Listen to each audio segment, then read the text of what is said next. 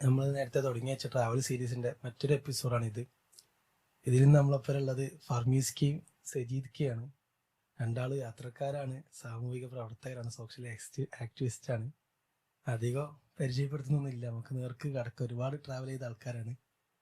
നമുക്ക് ഇൻഷാ അല്ലാ നിങ്ങളെ കഥകളിൽ നിന്ന് തുടങ്ങാൻ ഞാൻ വല്ലാണ്ട് സംസാരിക്കുന്നില്ല. നമുക്ക് ഫസ്റ്റ് യാത്രയും തുടങ്ങാം, എന്നിട്ട് ഇങ്ങനെ പോവാം. നിങ്ങൾ രണ്ടാം ചെയ്ത ആദ്യ യാത്ര, നിങ്ങളെ സ്റ്റാർട്ടിങ് എങ്ങനെയായിരുന്നു ഫർമീസ്ക? എന്റെ യാത്ര ഞാൻ പല സ്ഥലങ്ങളും പറഞ്ഞാണ് പറയാം.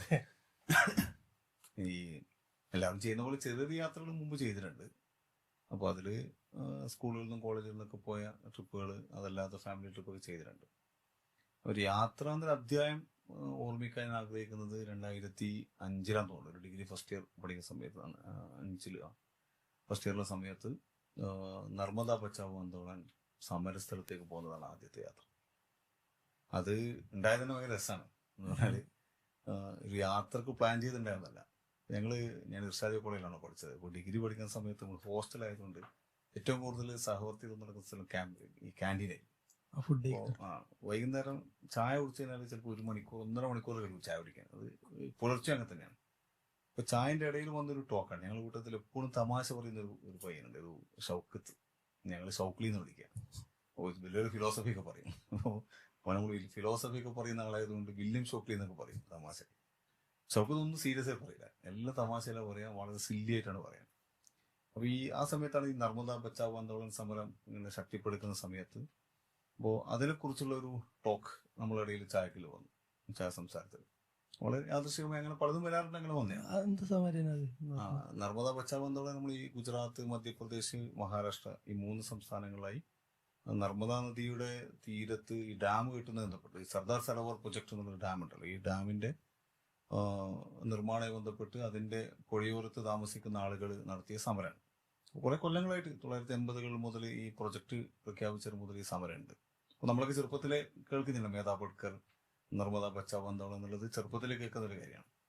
ഇത് ഈ ചർച്ച വരാനൊരു പശ്ചാത്തലം കൂടിയുണ്ട്. ഞാൻ ദിവസം ഈ കോളേജ് വിട്ടിട്ട് കോഴിക്കോട് നിന്ന് കണ്ണൂരേക്ക് പോകുമ്പോൾ തലശ്ശേരി ബസ് സ്റ്റാൻഡിൽ ഒരു വലിയ പരിപാടി നടക്കുകയാണ്. അപ്പോൾ നമ്മൾ 6 യൂസഫ് സാഹിബാണ് അവിടെ പ്രസംഗിക്കുന്നത്. അപ്പോൾ ആ പ്രസംഗം കേട്ടപ്പോൾ ഞാൻ ഇറങ്ങി. പണ്ടമ്മക്ക് അങ്ങനെയാണല്ലോ, ഒരു ആവേശം നിർത്തിയ സമയമല്ലേ.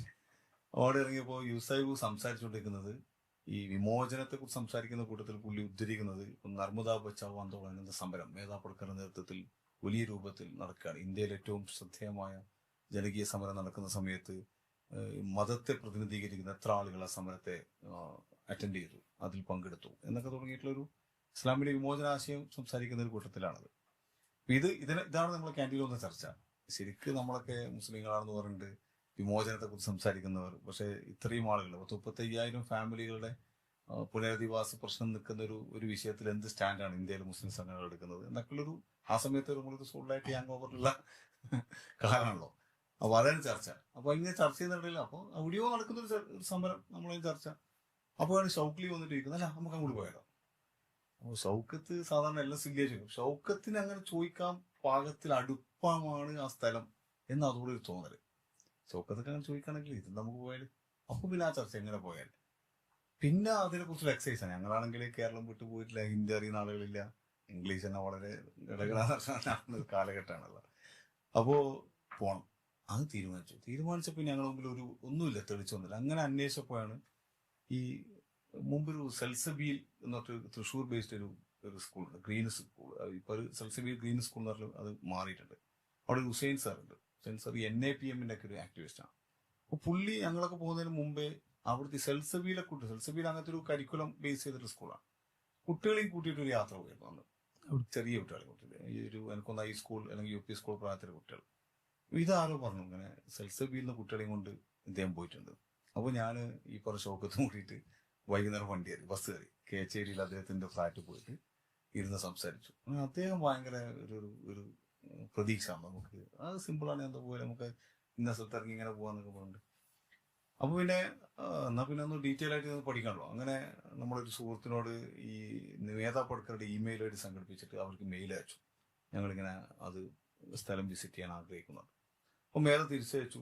ഈ ഓഗസ്റ്റ് മാസത്തിൽ അവസാനമായിട്ടും ഈ മൺസൂൺ ഉപവാസം എന്ന പേരിൽ മധ്യപ്രദേശിലെ കാണ്ടുവാന്റെ അടുത്ത് ബഡ്വാനി എന്ന് പറഞ്ഞ സ്ഥലത്ത് ഒരു ഉപവാസം നടക്കുന്നുണ്ട്, നിങ്ങൾ ആ സമയത്ത് വന്നു. ഒരു ക്ഷണം പോലെയാവും ചെയ്ത് അപ്പൊ പിന്നെ വിഷയം പഠിക്കണം. നമ്മൾ ഒരു ആക്ടിവിസ്റ്റ് ആയിട്ട് പോകണല്ലോ. അപ്പൊ ഒരു കേവല യാത്ര എന്നതിനേക്കാൾ കൂടുതൽ ആ ഇഷ്യൂനെ സപ്പോർട്ട് ചെയ്യലാണ്. അപ്പൊ നമുക്ക് നർമ്മദയെ കുറിച്ച് നമ്മൾ ഒരു ചുമർപത്രം ഇറക്കി. അന്ന് അതാ ട്രെൻഡ്. ഈ വ്ളോഗൊന്നും സജീവമാകുന്നതിന് മുമ്പുള്ള ചുമർപത്രം ഇറക്കാന്നതാണ്. അപ്പൊ ഒരു ചുമർപത്രത്തിൽ നർമ്മദയെ കുറിച്ചുള്ള ആർട്ടിക്കിളും ഇതൊക്കെ വെച്ചിട്ട് കവിതയൊക്കെ വെച്ചിട്ട് നമ്മളൊരു ചുമർപത്രം പ്രസിദ്ധീകരിച്ചു. അപ്പൊ കുറച്ചും കൂടി ആളുകളെ മൊബിലൈസ് ചെയ്തു. പിന്നെ നമ്മൾ ഈ AWH കോളേജിലെ കോഴിക്കോട് കല്ലായിൽ AWH കോളേജിൽ ഒരു ആക്ടിവിസ്റ്റ് അധ്യാപകനുണ്ട്. അദ്ദേഹം ഈ നർമ്മദ ബച്ചാവന്റെ ആന്തോളന്റെ വോളണ്ടിയറൊക്കെ ആയിട്ട് പോയ ആളാണ്. ഇയാളെ ഓഫീസിൽ കോളേജിൽ കൊണ്ടുവന്നിട്ട് ഇയാളൊരു ടോക്ക് വെച്ചു. അപ്പോൾ കുറച്ചുകൂടി കുട്ടികൾക്കിടയിൽ ഇതൊരു ട്രെൻഡായി, നർമ്മദ എന്നുള്ളതൊരു സബ്ജക്റ്റായി. അങ്ങനെ ആ സബ്ജക്റ്റ് ആയ ശേഷം നമ്മൾ ഈ ഇഷ്യൂ കുട്ടികളെ മുമ്പിൽ വെച്ച് ഞങ്ങളിങ്ങനെ പോകാൻ ആഗ്രഹിക്കുന്നില്ല, ആടെ വരുന്നത്. അപ്പോൾ കുറെ കുട്ടികൾ വരാൻ റെഡിയായി. എനിക്ക് തോന്നുന്നൊരു 20-നടുത്ത് കുട്ടികളുണ്ടായിരുന്ന എൻ്റെ ഓർമ്മ, കൃത്യമായിട്ട് എണ്ണ ഓർമ്മയില്ല. വളരെ തുച്ഛമായ പൈസക്ക് എനിക്കൊന്ന് 1100 രൂപയാണ് നമ്മൾ അതിനു വേണ്ടി മൊത്തം യാത്രക്ക് സാധനം ചെയ്തത്. പിന്നെ അതിനെക്കുറിച്ചുള്ള കുറേ ഹോംവർക്ക് ചെയ്ത് അങ്ങനെ മുന്നോട്ട് പോകുന്നതിനിടയിൽ നമ്മളന്ന് പ്രിൻസിപ്പൾ MA സാജിദ് റഹ്മാനാണ്. ഉള്ളിപ്പം നേരത്തെ അതിന് ശേഷം ഖത്തറിലേക്ക് പോയി. സാജിദ് സാറും കൂടെ ഇവിടെ ഞാൻ വരുന്നത്. പിന്നെ കുറച്ച് വാർഡൻ സാബിക് സാറാണ്, നമ്മൾ മമ്പാട് MS കോളേജിലെ അറബിക് HOD. സാബിക് സാറോട് ഞാനും വരുന്നു. അപ്പോൾ അതേ വാർഡ് മാത്രമല്ല, അധ്യാപകം കൂടിയാണ്. അപ്പോൾ ഇവർ രണ്ടാളും കൂടി നമ്മളെ അക്കമ്പനി ചെയ്യാൻ തീരുമാനിച്ചു. നമ്മളൊരു ടീം പോയി. അപ്പൊ പിന്നെ നമ്മൾ ചെന്നാൽ പിന്നെ കുറച്ചുകൂടി ഏതാനും പോവല്ലേ, എന്നാൽ പിന്നെ അവർക്ക് പോകുമ്പോൾ അവരെ സപ്പോർട്ട് ചെയ്ത് എന്തെങ്കിലും ഒരു സാധനം വേണം. അങ്ങനെ ഞങ്ങൾ കോഴിക്കോട് ബീച്ചിൽ ഒരു ക്യാമ്പയിൻ നടത്തി, നർമ്മദ സമരത്തെ പിന്തുണക്കാറുണ്ട്. അങ്ങനെ അവിടെ കൂടിയിരിക്കുന്ന ആളുകളോട് ഈ ആശയങ്ങൾ കൈമാറുകയും ചെയ്ത് കൂട്ടത്തിൽ അവർ ഫണ്ടുകൾ കളക്ട് ചെയ്തിട്ട് നമുക്ക് നന്നൊരു 15,000 രൂപ നമ്മളൊന്ന് കളക്ട് ചെയ്തു. ഈ അത് അവിടെ കൊടുക്കാനുള്ള പൈസയാണ്, പോകാനുള്ള പൈസ അവരൊരു സ്വന്തത്തിലെടുത്തു. എന്നിട്ട് നമ്മൾ പോവാണ്. അപ്പോൾ നമ്മൾ ആദ്യമായിട്ട് കേരളത്തിന് പുറത്ത് പോകുന്നു എന്നുള്ളൊരു രംഗമാണ്. അങ്ങനെ നമ്മൾ ഈ കോണ്ടുവ ബഡ്വാനി എന്ന് പറഞ്ഞ സ്ഥലത്ത് പോയി. അവിടുന്ന് പിന്നെ മേധ നമ്മൾ 2-3 ടീമായി തിരിച്ചിട്ട് ഓരോ സ്ഥലത്തേക്കും വേറെ വേറെ പറഞ്ഞയച്ചു. പിന്നെ അത് വലിയ രസമാണ്. പിന്നെ വേറെ കഥയായിട്ട് അതൊരു പോഡ്കാസ്റ്റ് ആയിട്ട് മാത്രം വലിയ രസമുണ്ടാവും. അതാണ് യാത്രയുടെ ട്വിസ്റ്റ്. അതോടുകൂടിയാണ് അവിടെ പോയി ആയപ്പോഴാണ് ശരിക്കും ഇന്ത്യയിലെ ഗ്രാമങ്ങൾ എന്താണ്, സാധാരണക്കാരെങ്ങനെ ജീവിക്കുന്നത്, എന്താണ് റിയാലിറ്റി. നമ്മുടെ നാടും ഈ ഇന്ത്യയും തമ്മിൽ, കേരളവും ഇന്ത്യയും തമ്മിൽ എൻറ്റയർലി ഡിഫറെന്റ് ആയ കുറേ എലമെന്റുകൾ അതിലുണ്ട് എന്ന് മനസ്സിലായത് ബാത്റൂമിൽ. ഇപ്പൊ ഞങ്ങളൊരു ബഡ്വാനിയിൽ അവിടെ എത്തി ഉടൻ തന്നെ ഞങ്ങൾ ഈ ബച്ചാവ് ആന്തോളന്റെ ഓഫീസിലാണ് നമുക്ക് വിശ്രമം ഉണ്ടായത്, ചെറിയ ഒരു മുറി. അപ്പൊ അവിടെ പോയിട്ട് നമ്മോട് പറഞ്ഞു, പിന്നെ നിങ്ങൾ കുളിക്കാൻ പോകണമെന്നു. കുളിക്കാൻ പോകുന്ന സ്ഥലമൊന്നുമില്ല, പിന്നെ പുഴക്കരക്കാണ് പോകുക. കുളി മാത്രമല്ല, ബാത്റൂമിന്റെ തന്നെ ഭയങ്കര രസമാണ്. നമ്മൾ ഈ ബഡ്വാനിയിൽ നിന്ന് അല്ല ഈ കോണ്ടുവയിൽ നിന്ന് ബഡ്വാനിക്ക് പോകുന്ന ബസ് രാത്രി 2 മണിക്ക് നമ്മൾ കയറിയത്. ഒരു സുബൈക്ക് 6 മണിക്ക് എത്തുമ്പോൾ ഈ ബസ് ബഡ്വാനി ഒരു പുഴന്റെ സമീപത്തെത്തി. എത്താനാകുമ്പോൾ അവിടെ പെട്ടെന്ന് റോഡിലൂടെ പോയിക്കൊണ്ടിരിക്കുന്ന ബസ്സിൽ പെട്ടെന്ന് പുഴയിൽ കറക്കുന്നു. പിന്നെ അവിടെ എത്തിയിട്ട് ഹിന്ദിയിൽ എന്തോ കണ്ടക്ടർ പറഞ്ഞു, എനിക്കൊന്നും മനസ്സിലായില്ല. പിന്നെ കുറച്ചു നേരം എല്ലാവരും പോവാ, ബാത്റൂം പോവാ, ഏത് റോഡ് സൈഡിൽ ഈ പുഴക്കാർക്ക്. അപ്പോഴാണ് മനസ്സിലായത് കക്കൂസ് പോകുമ്പോൾ നിർത്തിയാന്നുള്ളത്.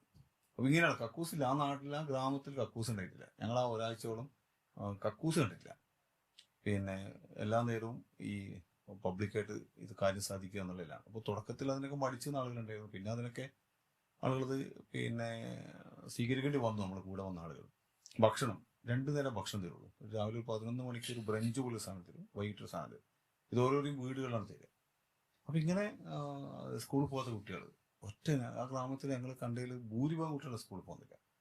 അപ്പോൾ പോകുന്ന ആളുകൾ തന്നെ ഈ ബച്ചാവ് ആന്തോളന്റെ നേതൃത്വത്തിൽ ചെറിയ സ്കൂളുകൾ അവർ നടത്തുന്നുണ്ട്. ആ സ്കൂളുകളിലാണ് അവർ പോകുന്നത്.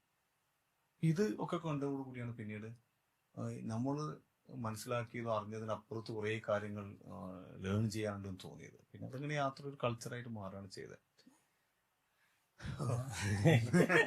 ഫസ്റ്റ് രാവിലെ തന്നെ യാത്രേന്റെ അപ്പുറത്ത് ഞങ്ങളൊരു 22 ആളൊക്കെ ഉണ്ടായിരുന്നു. ഈ 2 അധ്യാപകര്. പക്ഷെ അധ്യാപകർ ഞങ്ങളുടെ കൂടെ അക്കമ്പനി ചെയ്തതാണ്. ബാക്കിയെല്ലാം കോളേജ് കുട്ടികളായിരുന്നു. എല്ലാവരും ഡിഗ്രി ഫസ്റ്റ് ഇയർ പഠിക്കുന്ന കുട്ടികൾ. എങ്ങനെയാണ് തുടങ്ങി? ഇപ്പൊ എന്റെ യാത്ര എന്ന് പറഞ്ഞാല് ചെറിയ പ്രായത്തിൽ ഇങ്ങനെ കൂട്ടുകാരായിട്ടൊക്കെ ഒരു, അതായത് +2 ഒക്കെ കഴിയുമ്പോഴേക്കും കൂട്ടുകാരായിട്ടുള്ള ചെറിയ യാത്രകളൊക്കെ, അതൊക്കെ കൂടി വന്നിട്ട് മൂന്നാർ അവിടെ വെച്ച്. സാധാരണ ഇപ്പൊ എറണാകുളത്ത് സ്വദേശികൾക്ക് ഏറ്റവും അടുത്ത് മൂന്നാർ ആയതുകൊണ്ട് സ്വാഭാവികമായിട്ടും മൂന്നാർക്കാണ് എല്ലാവരും വിടുക, മൂന്നാർ അല്ലെങ്കിൽ വാഗമൺ. അപ്പൊ അങ്ങനെ മൂന്നാർ യാത്രകളൊക്കെ ആയിട്ട് മാത്രം നിൽക്കുന്ന ഒരു സമയമാണ്. പിന്നെ അതിന് കുറച്ചും കൂടെ കഴിഞ്ഞപ്പോഴേക്കും നമ്മള് ജോലിയിലൊക്കെ പ്രവേശിച്ചു കഴിഞ്ഞപ്പോ അപ്പോഴാണ് ഈ സഞ്ചാരി എന്ന് പറഞ്ഞ ഫേസ്ബുക്കിലൊരു ഗ്രൂപ്പ് വരുന്നത്. ഫേസ്ബുക്ക് ഗ്രൂപ്പ് അത് ഭയങ്കര സജീവമായി ട്രെൻഡിങ് ആയി. എല്ലാ ജില്ലകളിലും അതിന്റെ ഘടകങ്ങൾ രൂപീകരിക്കുക ഒക്കെ വന്നു. കേരളത്തിൽ യാത്രാ കൾച്ചർ ഉണ്ടാക്കുന്നത് സഞ്ചാരിക്ക് വലിയ റോളുണ്ട്. ആ ഏജ് ഗ്രൂപ്പിലെ നിങ്ങളെ ഏജ് ഗ്രൂപ്പിലെ ഈ ഫേസ്ബുക്ക് യുഗത്തിൽ ഇരിക്കുന്ന ആളുകൾക്ക് സഞ്ചാരി അവരുടെ ലൈഫിനെ അങ്ങനെ സ്വാധീനിച്ചിട്ടുണ്ടോ ഒട്ടുമിക്ക ആളുകൾ. അതെ. അങ്ങനെ സഞ്ചാരി ആ ഗ്രൂപ്പിൽ ഫോളോ ചെയ്യുകയും പിന്നെ അതിനകത്ത് വരുന്ന അവരുടെ യാത്രകൾ പങ്കെടുക്കാനൊക്കെ ശ്രമിക്കുകയും ചെയ്തിട്ടുണ്ട്. അങ്ങനെ വരുമ്പോഴാണ് പിന്നെ കൂടുതൽ ഈ ട്രെക്കിംഗ് മോഡിലേക്കൊക്കെ ഒരു യാത്ര ഡൈവേർട്ട് ചെയ്യുന്നത്. മുമ്പ് ഈ നേരെ പോവുക, മൂന്നാർ പോവുക, തിരിച്ചു വരിക എന്നതിനേക്കാൾ അപ്പുറത്തേക്ക് പിന്നെ കുറച്ചും കൂടി ഒരു നേച്ചറുമായി ബന്ധപ്പെട്ടുള്ള യാത്രകളിലേക്ക് തിരിയുന്നത്. അങ്ങനെ ട്രെക്കിങ് പല സ്ഥലങ്ങളിലേക്കും ട്രെക്കിങ് എടുക്കുന്നുണ്ട്, പെർമിഷൻ എടുത്തുകൊണ്ടും പിന്നെ അഗസ്ത്യാർ കൂടും ട്രെക്കിങ്, ഇങ്ങനെ പല സ്ഥലങ്ങളിലേക്കുള്ള ട്രെക്കിങ്. അത് നല്ലൊരു എക്സ്പീരിയൻസ് ആയിരുന്നു. പിന്നെ ചെയ്യുന്ന വെച്ചാൽ ഇങ്ങനെ യാത്ര ചെയ്യുമ്പോൾ തന്നെ ആ സമയത്ത് ഒരു ട്രെൻഡ് എന്ന് പറഞ്ഞാൽ ഈ വ്ളോഗ് എഴുതുക എന്നുള്ളതും ഒരു ട്രെൻഡ് ആയിരുന്നു. ഈ സഞ്ചാരി അങ്ങനെ ബ്ലോഗ് ചെയ്യുന്ന പേജാണ് ആൾക്കാർ. അല്ല, അവര് യാത്ര ചെയ്തിട്ട് യാത്രാ വിവരണവും അതിന്റെ ഡീറ്റെയിലിംഗ് ഒക്കെ വെച്ചിട്ട് ഫേസ്ബുക്കിൽ എഴുതും. സഞ്ചാരിക്ക് രണ്ടുപേര്, സഞ്ചാരി പിന്നീട് സഞ്ചാരി ട്രാവൽ ഫോറം എന്ന് പറഞ്ഞിട്ട് സംശയങ്ങൾ ചോദിക്കാൻ വേണ്ടി സാധനം ഉണ്ടാക്കിയത്. പിന്നെ ഈ ഫേസ്ബുക്കിൽ എഴുതുന്നത് കൂടാതെ തന്നെ ഈ ട്രാവലോഗ് ഫേസ്ബുക്കിൽ എഴുതുന്നത് കൂടാതെ തന്നെ ബ്ലോഗിലും കൂടെ എഴുതും. ഒരു ഡോക്യുമെന്റ് എന്നുള്ള നിലയിൽ പിന്നെ ആ സമയത്ത് ബ്ലോഗ് എഴുതുക എന്നുള്ളത് ഒരു പ്രധാനപ്പെട്ട കാര്യമായതുകൊണ്ടും ആ മേഖലകളിൽ ചെയ്യാന്ന് വിചാരിച്ച് ഇങ്ങനെ ചെറിയ യാത്രകളൊക്കെ നടത്തുന്ന ബ്ലോഗിലൊക്കെ എഴുതി തുടങ്ങി. അങ്ങനെ കുറെ നാളുകളായിട്ട് മുന്നോട്ട് പോകുന്ന ഒരു സമയത്താണ് ഈ 2018 അന്ന് സോൾഡാറ്റയുടെ ജില്ലാ കമ്മിറ്റി അംഗമാണ്, എറണാകുളം ജില്ലാ കമ്മിറ്റി അംഗമാണ്. അപ്പൊ അന്ന് മറ്റേ പാർലമെന്റ് മാർച്ചോ എന്തൊരു പരിപാടി അന്ന് അനൗൺസ് ചെയ്തു. നമ്മൾ സോൾഡാറ്റി ഒരു ദേശീയ തലത്തിൽ തന്നെ ഒരു കൺവെൻഷൻ എന്തൊരു സാധനം ഞാൻ കൃത്യമായിട്ട് ഓർക്കുന്നില്ല, അതുമായി ബന്ധപ്പെട്ടുള്ള ഒരു സാധനം അത്. അപ്പൊ അങ്ങനെയാണെങ്കിൽ ജില്ലാ കമ്മിറ്റിയിൽ നിന്ന് ഇത്ര പേര് വെച്ച് അതിനകത്ത് പങ്കെടുക്കാമെന്നുള്ളൊരു സാധനം വന്നപ്പോഴാണ് ഞങ്ങൾ എന്ത് ചെയ്യാ, എന്നാ നമുക്ക് ഡൽഹിയിലേക്ക് ഒരു യാത്രയും കൂടി ആക്കാം എന്നുള്ള നിലയിൽ എല്ലാവരും കൂടി തീരുമാനിച്ച് ഞങ്ങൾ ടിക്കറ്റൊക്കെ ബുക്ക് ചെയ്ത് മുന്നോട്ട് പോകുന്ന സമയത്താണ് ആ പരിപാടി ഇടയ്ക്ക് വെച്ചത് ഡ്രോപ്പ് ചെയ്യേണ്ട ഒരു അവസ്ഥ വന്നു. സ്വാഭാവികമായിട്ട് ടിക്കറ്റ് എടുത്തു. പിന്നെ ആ ടിക്കറ്റ് ക്യാൻസൽ ചെയ്ത് കഴിഞ്ഞാൽ വലിയ ഇതൊന്നും ഇല്ല എന്നുള്ള സന്ദർഭം വന്നപ്പോൾ ഞങ്ങൾ ചെയ്തെന്ന് വെച്ചാൽ എന്നാൽ നമുക്കൊരു യാത്രയേക്കാം. അപ്പൊ അങ്ങനെയാണെങ്കിൽ പിന്നെ അതിന് മുന്നേ തന്നെ ഈ കേരളം വിട്ടുള്ള യാത്ര നടത്തിയിട്ടില്ല. അപ്പൊ സ്വാഭാവികമായിട്ട് പിന്നെ ഞാൻ വിചാരിച്ചു എനിക്കൊരു കേരളം വിട്ട് പുറത്തേക്കുള്ള യാത്ര ഭയങ്കരമായിട്ട് ചെയ്യാൻ ആഗ്രഹിക്കുകയും ചെയ്യുന്ന സമയത്ത്. അപ്പോൾ ഈ യാത്രനെ മുടക്കുന്ന ഒരു കാര്യം എന്ന് പറഞ്ഞാല് ഭാഷ പ്രധാനപ്പെട്ട കാര്യമാണ്. ഭാഷ അറിയില്ല എന്നുള്ളൊരു പ്രശ്നം വരും. അപ്പൊ എങ്ങനെ ഇതിനെ മുന്നോട്ട് കൊണ്ടുപോകാൻ പറ്റുമെന്നുള്ളതിൽ ഇങ്ങനെ മടിച്ചു പിടിച്ചിരിക്കുന്നു. പിന്നെ എന്തായാലും പോകുന്ന സ്ഥിതിക്ക് ആ യാത്ര ഇങ്ങനെ ഇതാക്കുകയെന്ന് വെച്ചാൽ അപ്പൊ എല്ലാരും ഡൽഹി യാത്ര എന്നുള്ളത് മണാലിയിലേക്കുള്ള ഒരു യാത്രയും കൂടിയാക്കി. ഡൽഹി പിന്നെ അതിനുശേഷം മണാലി തിരിച്ചു വരിക എന്നുള്ള ഷെഡ്യൂളിലേക്ക്. അപ്പൊ ഞാനും എന്റെ ഒരു സുഹൃത്ത്, ഒരു സിറാജ് എന്ന് പറഞ്ഞ ഒരു സുഹൃത്തും കൂടി ചോദിച്ചു നമുക്കൊരു പണിയാണ്, നമുക്ക് കാശ്മീർ പോവാം എന്നും പറഞ്ഞ് ഞാൻ എന്ത് ചെയ്യും.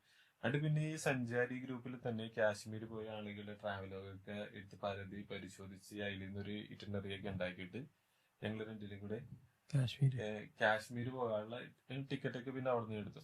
അപ്പോ അങ്ങനെ എടുത്തു കഴിഞ്ഞപ്പോഴാണ് കൂടെയുള്ള രണ്ടുപേരും കൂടെ, ഞാൻ കാശ്മീർ പോകണമെന്ന് പറയുമ്പോൾ തന്നെ വേറൊരു രണ്ടുപേരും കൂടെ വന്നിട്ട് ഞങ്ങളും ഉണ്ട് നമുക്ക് ഒരുമിച്ച് പോകാന്ന് പറഞ്ഞു. അപ്പൊ ഓക്കെ, ഞങ്ങൾ 4 പേരായിട്ട് കാശ്മീർ പ്ലാൻ ചെയ്തു. ആ യാത്ര ഒരു സംഭവമില്ലായിരുന്നു. എന്നുവെച്ചാല് ഇവിടെ പ്രളയം കഴിഞ്ഞൊരു സമയമാണ്. അപ്പോ ഞങ്ങൾ ഓൾറെഡി ഡൽഹിയിലെത്തി കഴിഞ്ഞിട്ട് അവിടുന്ന് ആളുകൾ മണാലിക്ക്, ഞങ്ങളുടെ ടീമെല്ലാം ഒരു 10-15-17 പേരുണ്ട്, അവരെല്ലാം മണാലിക്ക് വിട്ടു. ഞങ്ങൾക്ക് പിറ്റേ ദിവസം രാവിലെയാണ് ഫ്ലൈറ്റ് എന്നുള്ളത് കൊണ്ട് ഞങ്ങൾ എന്താ വെച്ചാല് നമ്മൾ ഡൽഹി മർക്കസിൽ പോയിട്ട് ഞങ്ങൾ 4 പേരും കൂടെ അവിടെ പോയി താമസിക്കാൻ. അപ്പൊ രസം എന്താ വെച്ചാല് അന്ന് രാത്രി 1 മണിയായപ്പോഴേക്കും ഞങ്ങൾക്കൊരു കോൾ വരികയാണ്. ഈ മണാലിക്ക് പോയ ആളുകള് ഇടയിൽ വെച്ചിട്ട് വഴി ബ്ലോക്കായി കിടക്കുകയാണ്. അപ്പൊ അവിടെ പ്രളയം സംഭവിച്ചു. അവിടെ ബിയാസ് നദിയൊക്കെ കരകവിഞ്ഞൊഴുകി അവിടെ റോഡ് സൈഡിൽ പാർക്ക് ചെയ്ത് വലിയ വോൾവോ ബസ്സൊക്കെ വരെയും പോകുന്നു. അപ്പൊ കുറച്ച് കഴിഞ്ഞ് പിന്നെ അപ്പൊ ഞങ്ങൾ ഇത് സാധാരണ പ്രളയല്ലേ, അത് കുറച്ച് കഴിയുമ്പോൾ അവർക്ക് തിരിച്ചു വരാമെന്നുള്ള നിലയിലേക്ക് ഉണ്ടായിരുന്നു. പിന്നെ കുറച്ച് കഴിയുമ്പോൾ പിന്നെ കോളിന്റെ അവസ്ഥകൾ മാറി. ഇവര് പെട്ടുപോയ ഒരു അവസ്ഥയിലെത്തി. ഒരു മലമുകളിൽ ചെന്നിട്ട് അവിടെ ചുറ്റും വെള്ളമായിട്ട് ഇവിടെ മാത്രം പെട്ടുപോയ ഒരു ഹോട്ടലിൽ അവിടെ വെള്ളമില്ല, ഫുഡില്ല, ഒന്നും ഇല്ലാത്തൊരു അവസ്ഥയിൽ പെട്ടുപോയ അവസ്ഥ. പിന്നെ അവര് കരച്ചിലായി, ഇവിടുന്ന് രക്ഷപ്പെടാൻ വഴിയില്ല, ഞങ്ങളൊക്കെ പോകും എന്നുള്ളൊരു അവസ്ഥയിൽ ആളുകൾ പാനിക്കാൻ തുടങ്ങി. അപ്പോ ഞങ്ങക്ക് പിന്നെ ആ സമയത്ത് 2 മണി 2:30 സമയത്തൊക്കെയാണ് പുലർച്ചെ. അപ്പൊ ഞങ്ങള് ഡൽഹിയിൽ അവിടെ നിന്നിട്ട് ആദ്യം എന്ത് ചെയ്യണമെന്ന് അറിയില്ല, ഡൽഹിയിലാണ്. ഞങ്ങളപ്പോ തന്നെ എറണാകുളം കളക്ടറിന് കോണ്ടാക്ട് ചെയ്യാൻ ശ്രമിച്ചു. അപ്പൊ ആ സമയത്ത് ഞങ്ങൾക്ക് പരിചയമുള്ള ഒരു തഹസിൽദാർ വഴിയാണ് ശ്രമിച്ചത്. പക്ഷെ അദ്ദേഹത്തിന് ആ സമയത്ത് വിളിക്കണം, നമുക്ക് പുലർച്ചെ ഇതാക്കാം എന്നൊക്കെ പറഞ്ഞ് നിൽക്കുകയാണ് ചെയ്തത്. അങ്ങനെ എന്ത് ചെയ്തു, അദ്ദേഹത്തിനോട് വിവരം അറിയിച്ചു. ഒപ്പം തന്നെ ഞങ്ങൾ വെച്ചാൽ ഡിസാസ്റ്റർ മാനേജ്മെന്റിന് ഞങ്ങളുടെ ഈ പെട്ടെടുക്കുന്ന മുഴുവൻ ആളുകളുടെയും പേരും ഡീറ്റെയിൽസ് ഒക്കെ വെച്ചിട്ട് ഒരു മെയിലും കൂടി ചെയ്തു. പിന്നെ ഒപ്പം തന്നെ മർക്കസിലായതുകൊണ്ട് തന്നെ അവിടെയുള്ള IRWന്റെ ആളുകളായിട്ടൊക്കെ സംസാരിച്ചു. ഇങ്ങനെ ഒരു പ്രശ്നമുണ്ട്, നമ്മുടെ ആളുകൾ കുടുങ്ങി കിടക്കുന്നുണ്ട്, നാട്ടിലെ അറിയിക്കാതിരിക്കാനും കൂടി ശ്രമിച്ചു, ഇങ്ങനെ പാനിക്കാതിരിക്കാൻ വേണ്ടി. അങ്ങനെ ഇവരായിട്ട് അപ്പൊ തന്നെ IRWന്റെ ആളുകൾ നമുക്ക് ഇപ്പൊ എന്തായാലും നടക്കൂല, നമുക്ക് രാവിലെ പുലർച്ചെ തന്നെ നമുക്ക് ഇവിടുന്ന് ഒരു വണ്ടിയായിട്ട് പോയിട്ട് എവിടെയാണ് സംഭവം നോക്കിയിട്ട് അവരെ നടത്തിയെങ്കിലും നമുക്ക് ഇങ്ങോട്ട് കൊണ്ടുവരാനുള്ള ശ്രമമൊക്കെ നടത്താൻ വിചാരിച്ചു. അങ്ങനെ ഒരു പ്ലാനൊക്കെ ഉണ്ടാക്കി മുന്നോട്ട്. അതൊരു വലിയൊരു സംഭവമായിരുന്നു. അങ്ങനെ ആ സംഭവം നടന്നു. അപ്പോഴേക്കും ഞങ്ങൾ വിചാരിച്ചു എന്തായാലും ആദ്യമായിട്ട് ആറ്റുനോട്ടൊരു കാശ്മീർ യാത്ര ആദ്യമായിട്ട് ഇവര് ഈ സന്ദർഭത്തിൽ കേൾക്കുമ്പോൾ നമുക്ക് പോകാൻ കഴിയില്ലെന്ന് വെച്ചാൽ ഞങ്ങള് മാനസികമായി ആ യാത്ര ഉപേക്ഷിച്ച് ഡൽഹിയിൽ എവിടെ ഇങ്ങനെ നിൽക്കണം. ഇവരെ രാവിലെ കൊണ്ടുവരണം. അപ്പൊ രാവിലെ ആയപ്പോഴും വെള്ളം കുറച്ച് ഇങ്ങോട്ട് താന്നു. ഇവർക്ക് എന്താ വെച്ചാൽ വേറെ അവിടുത്തെ ഒരു ലോക്കൽ എന്തോ ഒരു വണ്ടിയൊക്കെ കിട്ടിയിട്ട് ഇവർക്ക് മൂവ് ചെയ്യാൻ, ആ നിന്ന സ്ഥലത്ത് നിന്ന് മൂവ് ചെയ്യാനുള്ള ഒരു സ്പേസ് കിട്ടി. അങ്ങനെ അവര് കുറച്ച് സേഫ് സോണിലേക്ക് എത്തിയെന്ന് അറിഞ്ഞപ്പോഴാണ് പിന്നെ ഞങ്ങൾ എന്ത് ചെയ്തത്, എന്നാ പിന്നെ നമുക്ക് യാത്ര ചെയ്യാൻ വിചാരിച്ച് യാത്രയിലേക്ക് വരും. ഞാനിപ്പോഴും ഇപ്പോ 2018 മുതൽ 24-25 എത്തുമ്പോൾ ഈ വർഷത്തിനിടയിൽ ഒരുപാട് യാത്രകൾ ചെയ്തിട്ടുണ്ടെങ്കിൽ അന്നത്തെ ആ കാശ്മീർ യാത്ര എന്ന് പറഞ്ഞിട്ടുണ്ടെങ്കിൽ ജീവിതത്തെ ഭയങ്കര സ്വാധീനിച്ച ഒരു യാത്രയാണ്. ഒന്ന് ആ കാശ്മീരിന്റെ ഒരു ഭൂമിശാസ്ത്രപരമായ ഒരു പ്രത്യേകത ഇത് മനസ്സിലാക്കുക എന്നുള്ളത്, പിന്നെ അവിടുത്തെ ആളുകളുടെ ഒരു പ്രത്യേകതയും കൂടിയൊക്കെ നമുക്ക് ഭയങ്കരമായിട്ട് ഫീൽ ചെയ്തൊരു സാധനമാണ്. ഇപ്പൊ ഞങ്ങൾ അവിടെ ചെന്നപ്പോഴേക്കും ആളുകളുടെ ഒരു ആതിഥ്യ മര്യാദയൊക്കെ ഉണ്ടല്ലോ, ടൂറിസ്റ്റ് കേന്ദ്രങ്ങളിൽ എങ്ങനെ എന്തായാലും പറ്റിക്കപ്പെടും എന്നുള്ള കാര്യം 100% ഉറപ്പാണ്. അവിടെ ചെന്ന് ഭയങ്കര കൊള്ള വിലയാണ് പറയുന്നത്. നമ്മള് കേരളത്തിന്റെ ഒരു മനോഭാവം വെച്ചിട്ട് നമുക്ക് കാശ്മീരിലേക്ക് പോകാൻ പറ്റില്ല. എന്ന് വെച്ചാല് കേരളത്തിൽ നമ്മളിപ്പോ അവിടുത്തെ ഒരു സാധനം പർച്ചേസ് ചെയ്യണമെങ്കിൽ ഇപ്പൊ ഒരു 100 രൂപയുടെ സാധനം പറഞ്ഞാൽ നമുക്ക് ഏറ്റവും കൂടിയ നല്ല ഒരു ബാർഗെയിൻ ചെയ്ത് 80 രൂപക്ക് മേടിക്കാം. കാശ്മീരിന്റെ അവസ്ഥ എന്ന് പറഞ്ഞിട്ടുണ്ടെങ്കിൽ അവിടെ 100 രൂപയുടെ സേവനം അവര് പറയാ 1000 രൂപയാണ്. അപ്പൊ ഇതിനെക്കുറിച്ച് ധാരണയില്ലാത്ത നമ്മളെ ഉദ്ദേശിച്ചില്ല 100 രൂപ 1000 രൂപ പറഞ്ഞല്ലോ, കൂടിയൊന്നും ഒരു 800 രൂപ ഉറപ്പിക്കാന്ന് പറഞ്ഞാൽ 800 രൂപ കൊടുത്ത് ചെയ്യും. അത് കഴിയുമ്പോഴാണ് അറിയുക അത് 100 രൂപക്കും കിട്ടുന്ന സാധനമാണ്. അപ്പൊ ബാർഗെയിനിങ് ചവിട്ടി എവിടം വരെ എത്തിക്കാൻ പറ്റും അവിടം വരെ എത്തിച്ചാലും ഇത് കിട്ടും എന്നുള്ളതാണ് ഇത് മലയാളികളുടെ പ്രശ്നമായിട്ട് എനിക്ക് ഞാൻ ഫ്രണ്ട്സിന്റെ അടുത്ത് സംസാരിച്ചപ്പോഴൊക്കെ കാശ്മീർ ഭയങ്കര ആതിഥേയത്തുള്ള ആൾക്കാരാണ്. വെറുതെ ഓരോ വീട്ടിലേക്ക് വിളിപ്പിക്കുക, പള്ളിയിലേക്ക് വിളിപ്പിക്കുക, ഫ്രീ ആയിട്ട് സൽക്കരിക്കുക. അതുപോലെ തന്നെ ഇപ്പം മൊത്തം പറഞ്ഞാൽ ഇപ്പം യാത്ര, നമ്മളെ പ്ലാനിങ് പാളുന്നത്, അതായിട്ട് ബന്ധപ്പെട്ട കുറെ സാധനങ്ങളൊക്കെ ശരിക്കും ഈ ബഡ്ജറ്റ് ചെയ്യാതൊക്കെ പറഞ്ഞാൽ യാത്രയിൽ ഭയങ്കര. എനിക്ക് ഓർമ്മയുണ്ട് നമ്മളൊരു ട്രാവല് ഗോകർണം എന്ന് പറഞ്ഞിട്ട് 1000 രൂപ എന്നിട്ട് ട്രാവൽ പ്ലാൻ ചെയ്തു. പക്ഷെങ്കിൽ എല്ലാം കഴിഞ്ഞപ്പോൾ 5000 രൂപ ഒരാൾക്ക് വെച്ച് ചെലവായി പോയി. അത് നമ്മളെ പ്ലാനിങ്ങിലൊന്ന് പേവാണോ ഇനി അവിടെ ചെന്നിട്ട് എടുത്ത തീരുമാനങ്ങളുടെ പേവാണോ എന്താ നമുക്കറിയില്ല. ഇപ്പൊ കാശ്മീർ പറഞ്ഞാലും കാശ്മീർ 2 അഭിപ്രായം പറയുന്ന ആൾക്കാരുണ്ട്. അതായത് അവിടെ ചെന്നിട്ട് ഇപ്പൊ അല്ലാമ ഇക്ബാൽ അറിയില്ല, യാത്ര ചെയ്ത് അല്ലാമ ഇക്ബാൽ എപ്പോഴും പറയുന്ന സാധനം, ഇപ്പൊ നമുക്ക് പരിചയമുള്ള സ്ഥലത്തുനിന്നാണെങ്കിൽ നമ്മൾ എന്ത് ചെയ്യും, ഒരു സ്ഥലത്ത് മറ്റേ സ്ഥലം വരെ ബസ്സിൽ പോകും. അപ്പൊ നമുക്ക് 13 രൂപയോ, നേരെ മറിച്ച് പരിചയമില്ലെങ്കിൽ നമ്മൾ എന്ത് ചെയ്യും, ഓട്ടോറിക്ഷയിൽ പോകും. അപ്പൊ 150-200 രൂപ. ഇതേപോലെയാണ് പുറത്തു പോകുമ്പോൾ നമ്മൾ കൃത്യമായിട്ട് പഠിക്കണം എന്നൊക്കെയാണ്. അപ്പം മൊത്തത്തിൽ ഇങ്ങനെ യാത്രയിൽ ട്രാവൽ പാളിപ്പോകും. ഇതിന്റെ രസം എന്താ വെച്ചാല് ഞാൻ പറഞ്ഞത്, ഞാൻ ശരിക്കും പറഞ്ഞാല് കാശ്മീരിൽ ഇപ്പൊ പോകാന്ന് വെച്ചാൽ ആദ്യത്തെ യാത്ര ചെയ്തുകൊണ്ട് ഞാൻ ഭയങ്കരമായിട്ട് സെർച്ച് ചെയ്ത് ഇതിനെ കുറിച്ച് പഠിച്ച് ഇതൊക്കെ. അപ്പൊ എനിക്കറിയാം ബാർഗെയിനിങ് ഇവിടുത്തെ രീതി ഇങ്ങനെയാണ്. പക്ഷെ എനിക്ക് ഭാഷ അറിയാൻ പാടില്ല. എന്നാൽ കൂടെയുള്ള 2 പേർക്കാണെങ്കിൽ അത്യാവശ്യം മൻസൂർ എന്ന് പറഞ്ഞ ഒരു ടെക്സ്റ്റൈൽ ബിസിനസ് ചെയ്യുന്ന അവൻ അത്യാവശ്യം നല്ല ഹിന്ദി സംസാരിക്കുന്ന ആളാണ്. അപ്പോ അതേപോലെ യാസർ എന്ന് പറഞ്ഞ ഒരു സുഹൃത്തുണ്ട്. ഇവർക്ക് 2 പേർക്കും നല്ല രീതിയിൽ ഹിന്ദി സംസാരിക്കാൻ അറിയാം. അപ്പൊ ഇവന്മാരോട് ഞാൻ പറയുന്നുണ്ടാ 1000 പറഞ്ഞില്ലേ ചവിട്ട് 300-ലേക്കും 500-ലേക്കും എത്തിക്കുന്നത്. പക്ഷെ ഇവന്മാർക്ക് എങ്ങനെയാണ് ഇതിൽ കുറച്ച് എങ്ങനെ പറയാന്നാണ് അവർ പറയാ. അങ്ങനെ എന്ത് ചെയ്യും, അത് 600-ലേക്ക് എത്തിച്ച് പോവുകയും ചെയ്യും. ഒരു ഘട്ടം കഴിഞ്ഞപ്പോഴേക്കും അവർക്ക് മനസ്സിലായി ഇങ്ങനെ സംസാരിക്കേണ്ടത് എന്നുള്ള കാര്യം മനസ്സിലായി. അപ്പോ പിന്നെ ആ യാത്ര അങ്ങനെ എല്ലാ സ്ഥലങ്ങളിലൊക്കെ പോയി. അപ്പോ അതിന്റെ ഇടയിൽ സംഭവിച്ചതാണെന്ന് പറഞ്ഞാൽ നമ്മളിപ്പോ കാശ്മീരിന്റെ ഒരു പ്രത്യേകത ഇപ്പൊ പലരും ആളുകൾ പറയുന്നതാണ് അവരുടെ ഒരു ആയുധമിന്റെ. ഇപ്പൊ ഞങ്ങള് ഒരു സ്ഥലത്തേക്ക് പോയി, പെഹൽഗാമിലേക്ക് പോയി തിരിച്ച് ശ്രീനഗറിലേക്ക് വരുന്ന ഒരു സമയത്ത് നമസ്കരിക്കാൻ വേണ്ടി ഒരു പള്ളി കണ്ടപ്പോ അവിടെ നിർത്തി.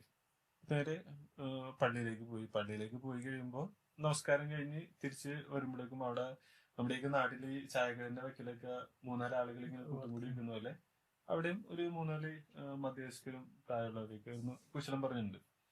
അപ്പൊ ഞങ്ങളിങ്ങനെ നമസ്കാരം കഴിഞ്ഞ് തിരിച്ചു വരുമ്പോഴേക്കും ഞങ്ങൾ നോക്കി ചിരിച്ചു. സ്വാഭാവികമായിട്ട് അവര് ഞങ്ങൾ നോക്കി വെച്ചു. അപ്പൊ അവര് അത് എവിടെ നിന്നാണ് വരുന്നത് ചോദിക്കുമ്പോൾ നമ്മള് കേരളം എന്ന് പറയുമ്പോൾ അവർക്ക് ഭയങ്കര സന്തോഷമാണ്, കേരളത്തിലുള്ള ആളുകളാണ്. അപ്പൊ പിന്നെ അടുത്ത ചോദ്യം എന്ന് വെച്ചാല് അവര് പിന്നെ കേരളം എന്ന് പറഞ്ഞു കഴിഞ്ഞാൽ പിന്നെ വേറെ അടുത്ത ചോദ്യം എന്ന് വെച്ചാൽ വാ എന്റെ വീട് പുറകിലാണ്, വാ നമുക്ക് വീട്ടിലേക്ക് പോയിട്ട് വരാം എന്ന് പറഞ്ഞിട്ട് വീട്ടിലേക്ക് ക്ഷണിക്കുക ചെയ്യാം. ഇത് ക്ഷണിക്കാൻ വേണ്ടി ഇരിക്കുന്നതാണ്. അത് വേറെ കാര്യം. നമ്മുടെ ആഗ്രഹം എന്ന് പറഞ്ഞാല് ചിരിയിൽ ഇങ്ങനെ ഒരു കാര്യമുണ്ട്. ഞങ്ങൾക്ക് ചെയ്യുന്നൊരു ഏർപ്പാടാണ്. അപ്പോ പ്രത്യേകിച്ച് മുസ്ലിം പോക്കറ്റുകളിൽ ഭയങ്കര ആതിഥ്യം വരുന്നത് പെട്ടെന്ന് ഒരു വീട്ടിലേക്ക് ക്ഷണിക്കും. ഈ ടൂറിസ്റ്റ് കേന്ദ്രത്തെ എല്ലാ സ്ഥലങ്ങളിലെ പക്ക ടൂറിസ്റ്റ് കേന്ദ്രങ്ങളിൽ അതുണ്ടാവില്ല, നമ്മൾ പ്രതീക്ഷിക്കരുത്. അതല്ലാത്ത സ്ഥലത്ത് നിങ്ങൾ പോയി കഴിഞ്ഞാൽ മിക്കവാറും ആളുകൾ ഒന്ന് പോയി ഇന്ററാക്ട് ചെയ്ത് കഴിഞ്ഞാൽ അടുത്തതിന് അവർ വീട്ടിലേക്ക് കൊടുക്കും. നമ്മൾ ചെയ്യുന്നത് ആദ്യം ചിരിക്കണം. ഇത് നമ്മൾ ഇഫ്താർ ട്രിപ്പിൽ ഇത് ചെയ്യുന്നുണ്ട്. ഇഫ്താർ ട്രിപ്പിൽ നമ്മളൊരു പ്രധാനപ്പെട്ട നഗരത്തിലൊക്കെ പോയി കഴിഞ്ഞാൽ ആ പള്ളിയിൽ ആയിരിക്കും ഏറ്റവും പ്രധാനപ്പെട്ട ജമാ മസ്ജിദിലേക്ക് നമ്മൾ പോവാം. അപ്പൊ നമുക്ക് രണ്ട് എക്സ്പീരിയൻസ് ഉണ്ട്. ഒന്ന് പള്ളിയിലെ എക്സ്പീരിയൻസ്, പള്ളിയിൽ നിന്ന് ഫുഡ് കഴിക്കുക എന്ന് പറയുന്നത് എല്ലാവരും കൂടിയുള്ള അതിന് വേറെ അനുഭവമുണ്ട്.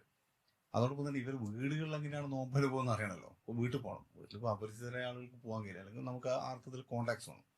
കോൺടാക്ട്സ് ഉള്ള സ്ഥലങ്ങൾ നമ്മൾ ചെയ്യുന്നുണ്ട്. എല്ലാ സ്ഥലങ്ങളും ചെയ്യുന്ന പരിപാടി ഇതാണ്. നല്ല മുത്തക്കിയാണെന്ന് തോന്നിക്കുന്ന നല്ല പ്രസന്നമായി നിൽക്കുന്ന ആളുകൾ പോയി അസ്സലാമു അലൈക്കും എന്നിട്ട് ചിരിക്കും. ചിരിച്ചാൽ സ്വാഭാവികം അവർ വന്ന് വർത്തമാനം പറയും. ഇതേപോലെ കേരളമാണ് ഇതിനാക്കൾ വന്നതെന്നൊക്കെ മനസ്സിലാക്കിയാൽ ഒട്ടുമിക്ക ആളുകളും ഒന്നുകിൽ വീട്ടിൽ കൊണ്ടുപോകും, അല്ലെങ്കിൽ ഏതെങ്കിലും ഹോട്ടലിൽ കൊണ്ടുപോയി ഫുഡ് വാങ്ങിച്ചിരും. അത് നമുക്ക് പൈസ ലാഭത്തിന് വേണ്ടിയിട്ടല്ല, ചിലപ്പോൾ അതിനേക്കാൾ എക്സ്പെൻസ് നമ്മൾ വേറെ ചിലവാക്കുന്നുണ്ടാവും. പക്ഷെ ഈ എക്സ്പീരിയൻസ് കിട്ടണമെങ്കിൽ ഒന്ന് പോയിട്ട് കുളത്തണല്ലോ. ഈ കുളത്താൻ കൂടി നമ്മൾ ചെയ്യുന്ന പരിപാടിയാണ് ചിരിക്കുക, വർത്തമാനം പറയാം. അപ്പോൾ സ്വാഭാവികമായി അവർ ഇങ്ങോട്ട് വരും. അങ്ങനെ അതിനു വേണ്ടിയുള്ള ചിരിയാണ്.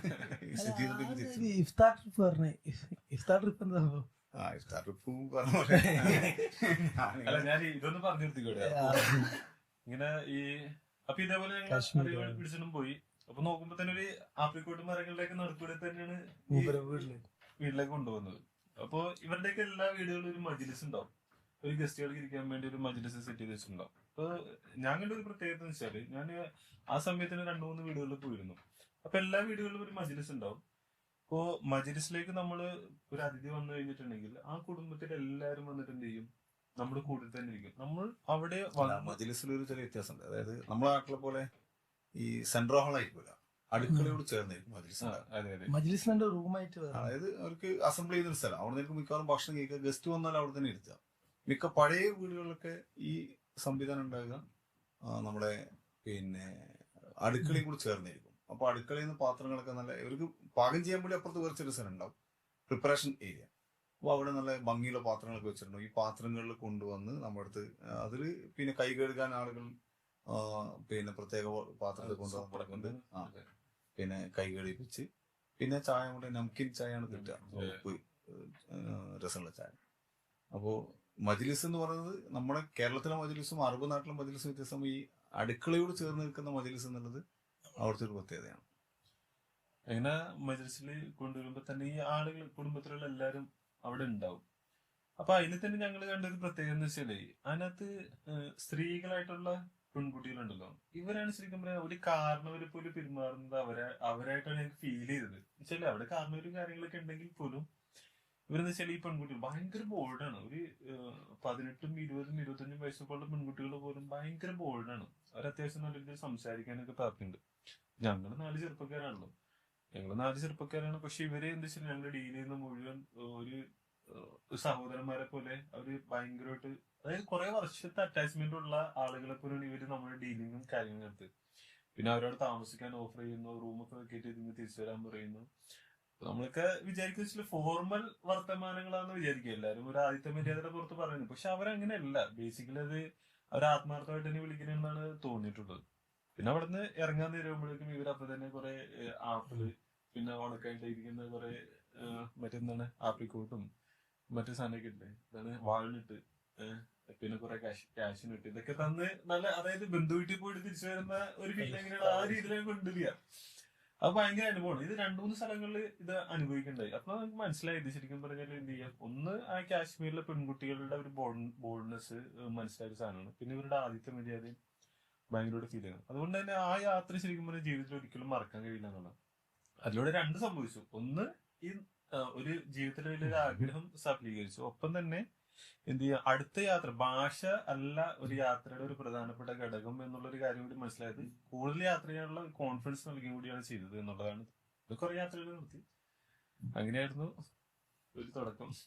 ആളെ ഇഫ്താർ ഇഫ്താർ യാത്ര എന്താ ഇഫ്താർ തേടി അത് സ്ഥിരമായ യാത്ര ചെയ്യുന്ന ആളുകൾക്ക് ഒരു തീമാണല്ലോ.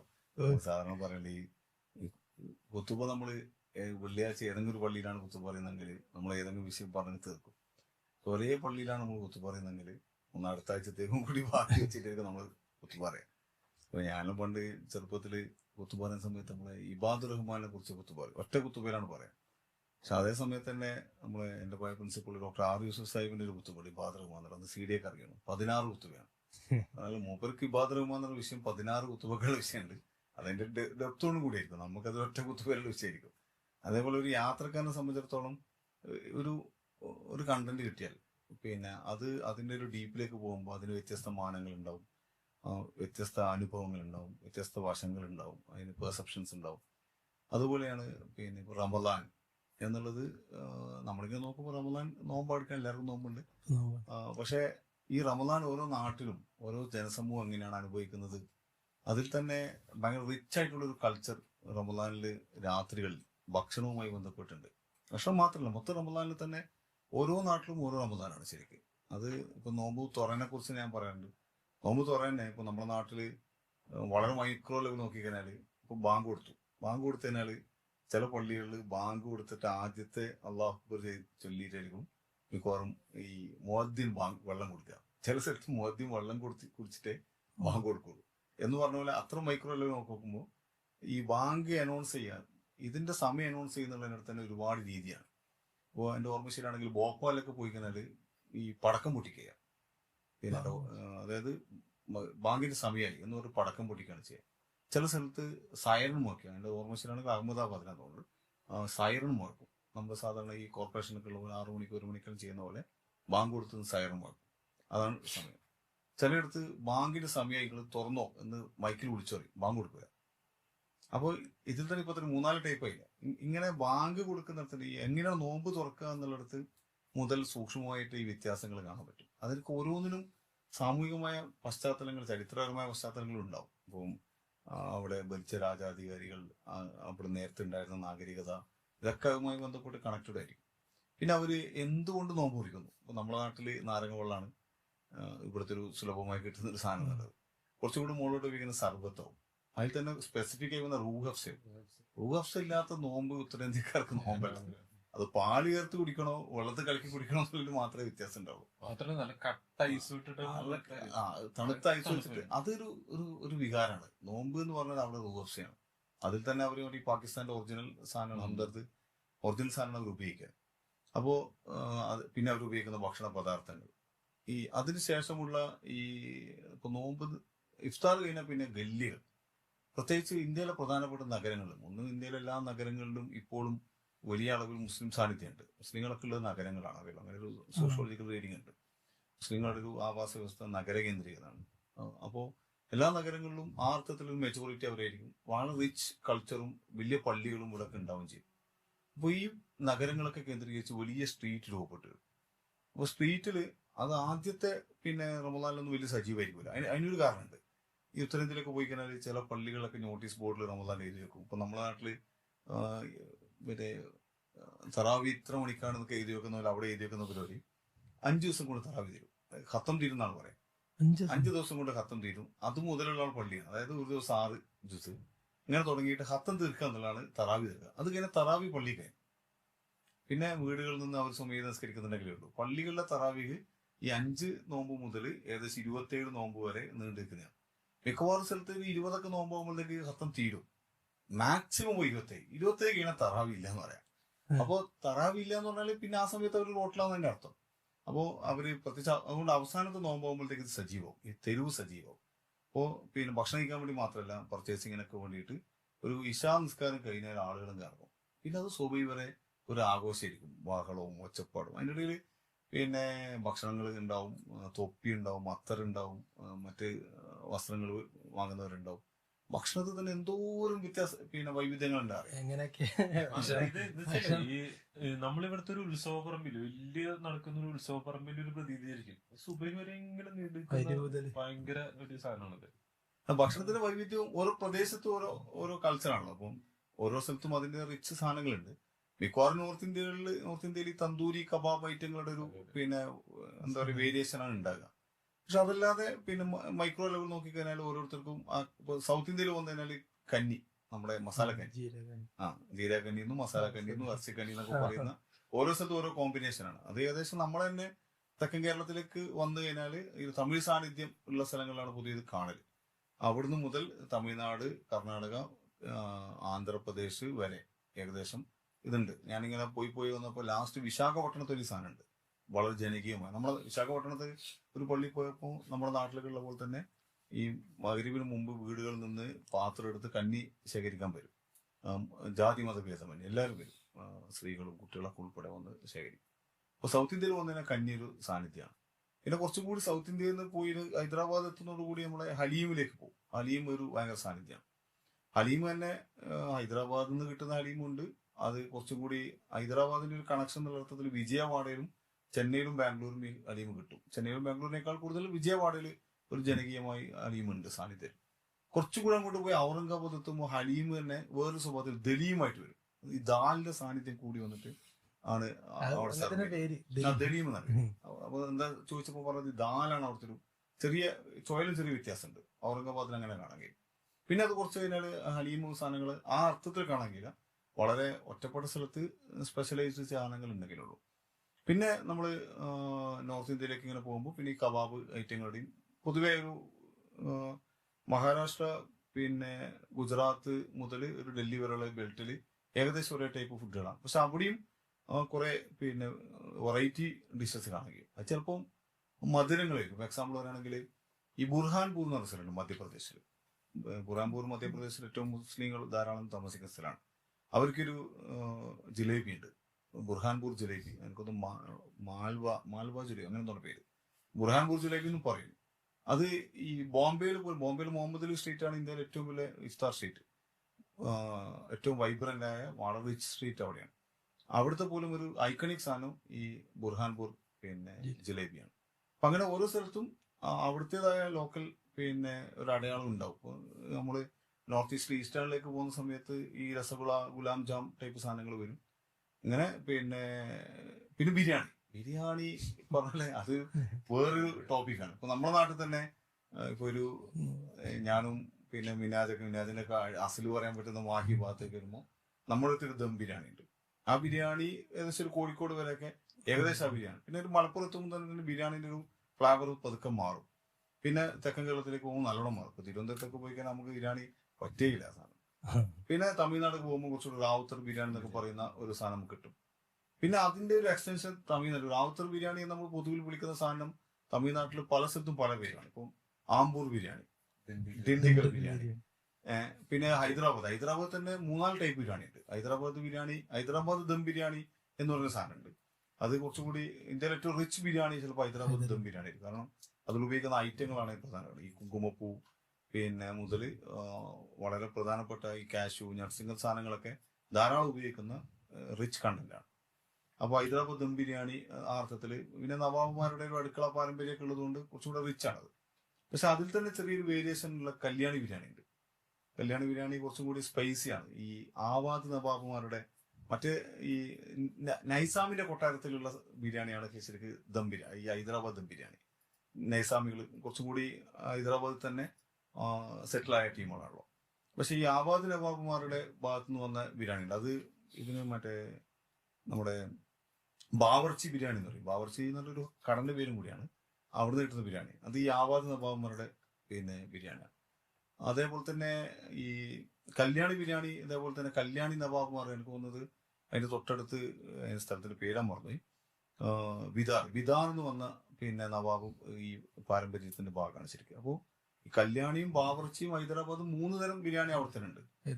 പിന്നെ കുറച്ച് അങ്ങോട്ട് വയ്ക്കുന്ന കൊൽക്കത്ത ബിരിയാണി ഉണ്ട്, അത് വേറൊരു ഫ്ലേവറാണ്. പിന്നെ ഇങ്ങോട്ട് വന്നു കഴിഞ്ഞാല് ലക്നോ ബിരിയാണി ഉണ്ട്. ലക്നോ ബിരിയാണി ഞാൻ നേരത്തെ പറഞ്ഞ ഈ ബാവർച്ചിന്റെ വേറെ കുറച്ച് ടൈപ്പ് സാധനമാണ്. പിന്നെ മുറാദാബാദ് ബിരിയാണി ഉണ്ട്. മുറാദാബാദാണ് പിന്നെ ഒരു ഐക്കണിക് സാധനം. ഈ ഹൈദരാബാദ് ഉള്ള സ്പൈസസ് കഴിഞ്ഞാൽ മുറാദാബാദിലെത്തുന്ന സ്പൈസസ് വളരെ കുറച്ചിട്ട് ഇതിന്റെ റിയൽ ടേസ്റ്റ് കിട്ടുന്ന ഒരു പാറ്റേൺ ആണ്. പിന്നെ അങ്ങനെ എന്താ പറയുക, ബിരിയാണിനെ കുറിച്ച് നമ്മളിങ്ങനെ നോക്കുകയാണെങ്കിൽ ഓരോ സംസ്ഥാനത്തും വ്യത്യസ്ത ബിരിയാണികൾ, വ്യത്യസ്ത പേരുകൾ, വ്യത്യസ്ത ഭാവങ്ങൾ, വ്യത്യസ്ത ചേരുവകൾ, വ്യത്യസ്ത കഥകളും. ഞാൻ നേരത്തെ പറഞ്ഞു ഏത് അടുക്കളയിൽ നിന്നാണ് ഇത് വന്നത്, മുഗളന്മാരെ ബിരിയാണി ഏത് അടുക്കളയിൽ നിന്നാണ് വന്നത്, ആ അടുക്കള എന്ന് പറയുന്നത് ഒരു കൊട്ടാരത്തിന്റെ അടുക്കളയായിരിക്കും. ആ കൊട്ടാരം എന്ന് പറയുന്നത് ഒരു ഭരണകൂടമായിരിക്കും. ആ ഭരണകൂടം വന്നത് അഫ്ഗാനെന്നോ ഇറാനെന്നോ ഒക്കെ വന്ന ആളുകളായിരിക്കും. അപ്പൊ അത് അവിടുത്തെ ഒരു പിന്നെ പാരമ്പര്യവും അവിടുത്തെ നാഗരികതയും അവിടുന്ന് കിട്ടുന്ന സ്പൈസസും അതും ഒരു ഘടകമാണ്. ഓരോ ഭാഗത്ത് കിട്ടുന്ന സ്പൈസസ്. അപ്പൊ ഇങ്ങനെ പറഞ്ഞു വന്ന ബിരിയാണി ഒരു കഥയാണ്. ഇങ്ങനെ ഓരോ ഐറ്റങ്ങൾ വെച്ച് നോക്കുമ്പോൾ ഭക്ഷണത്തിന് കൾച്ചർ ഉണ്ട്, ഭക്ഷണത്തിന് കഥകളുണ്ട്, അതിന് നാഗരികത ഉണ്ട്. ഓരോ ഭക്ഷണം ഉപയോഗിക്കുന്നിടത്ത് പോലും അവരുടെ കാലാവസ്ഥ അതിന് കാരണമാണ്. അപ്പോൾ ഈ എള്ളെണ്ണ ധാരാളം ഉപയോഗിക്കുന്ന സ്ഥലങ്ങളുണ്ട്. എന്താ എള്ളെണ്ണ ഉപയോഗിക്കുന്നത് വെച്ചാൽ ഒന്ന് എള്ളിന്റെ അവൈലബിലിറ്റിയാണ്, രണ്ടാമത്തത് എള്ള് ശരീരത്തിൽ ഉണ്ടാക്കുന്ന എന്താ പറയുക എഫക്റ്റ് കൂടിയാണ്. ഈ ചൂടിനെ പ്രതിരോധിക്കുന്നിടത്തൊക്കെ അത് ബെനിഫിറ്റ് ഉണ്ടാവുമെന്ന് പറയപ്പെടുന്നു, അള്ളാഹു ആലം. അപ്പോൾ ഇങ്ങനെയുള്ള ഒരു റിച്ചായ കൾച്ചർ, മുസ്ലിം കമ്മ്യൂണിറ്റിന്റെ കൾച്ചർ കാണണമെങ്കിൽ അത് ഈ റമദാനിൽ തന്നെ പോണ്ടി വരും എന്നുള്ളതാണ് ഈ അവസ്ഥയെ കാണുന്നത്. ഇപ്പൊ റമദാനിൽ യാത്ര ചെയ്യാൻ പാടുണ്ടോ എന്ന് ചോദിച്ചാൽ ഞാൻ പ്രോത്സാഹിപ്പിക്കുകയും ചെയ്യില്ല. എല്ലാവരും കൂടി റമദാനിൽ യാത്ര പോകണമെന്ന് അഭിപ്രായമില്ല. പക്ഷെ സഞ്ചാരികളെ സംബന്ധിച്ചിടത്തോളം ഈ റമദാനിലെ അവസാനത്തെ സമയത്ത് ഉണ്ടാകുന്ന ഈ വൈബ്രൻസി കാണണമെങ്കിൽ അപ്പോഴേ പോകാൻ പറ്റുള്ളൂ. അത് റമദാനിൽ മാത്രമല്ല, വ്യത്യസ്ത സീസണുകളില് എല്ലായിടത്തും പല രീതികളാണല്ലോ. ഇപ്പൊ കാശ്മീർ അല്ലെങ്കിൽ ഉത്തരേന്ത്യകളെ നോക്കിയാൽ തണുപ്പ് സമയമുണ്ട്, ചൂട് സമയമുണ്ട്, എല്ലാം പല ഡിഫറെന്റ് ഇതാണ്. അതേപോലെ തന്നെ ഒന്ന് കണ്ടാലും മതി എന്ന് നമ്മൾ അതിനു വേണ്ടി സാക്രിഫൈസ് ചെയ്യേണ്ടി വരും. അപ്പൊ നമ്മളെന്നാലും ആ യാത്രയിൽ നോമ്പൊന്നും കോംപ്രമൈസ് ചെയ്യലട്ടാ. നോമ്പ് എടുത്തുകൊണ്ട് തന്നെ ശരിക്കും യാത്രക്കാരൻ നോമ്പ് ഒഴിവാക്കാൻ അനുഭവം തന്നെ. പക്ഷെ നമ്മളതില് യാത്ര ചെയ്യാൻ വേണ്ടി യാത്ര ചെയ്യുന്നതാണല്ലോ. അപ്പൊ പിന്നെ അതിലൊരു ആത്മാർത്ഥത പ്രശ്നം ഫീൽ ചെയ്യാതിരിക്കാൻ വേണ്ടി നമ്മൾ എന്ത് ചെയ്യില്ല, നോമ്പ് ഒഴിവാക്കൂല. പക്ഷെ അതിനെ ബാധിക്കാത്ത രൂപത്തിൽ ഈവൻ ജമാഅത്ത് നിസ്കാരം പോലും ലുഹർ നിസ്കാരം നമുക്ക് പൊതുവെ കിട്ടാതിരിക്കുള്ളൂ. ബാക്കി ഓൾമോസ്റ്റ് എല്ലാ നിസ്കാരം ജമാഅത്തായി തന്നെ ഏതെങ്കിലും പള്ളിയിൽ നമ്മൾ നിർവഹിക്കാൻ. ഈ ഇഫ്താർ യാത്രകൾക്ക് ഒരു പ്രത്യേകത ഉണ്ട്. പ്രത്യേകത വെച്ചാല് നമ്മള് പരമാവധി പകല്, അതായത് രാത്രി തറാവി നമസ്കാരം കഴിഞ്ഞിട്ടായിരിക്കും പിന്നെ ട്രെയിനിലെ അടുത്ത ഡെസ്റ്റിനേഷനിലേക്കുള്ള ഇത്. ഇപ്പൊ കിടത്തൊക്കെ ട്രെയിനിലായിരിക്കും. പിറ്റേ ദിവസം ഒരു ഉച്ചയോടെ അസറോടായിരിക്കും അടുത്ത ഡെസ്റ്റിനേഷനിലേക്ക് എത്തുക.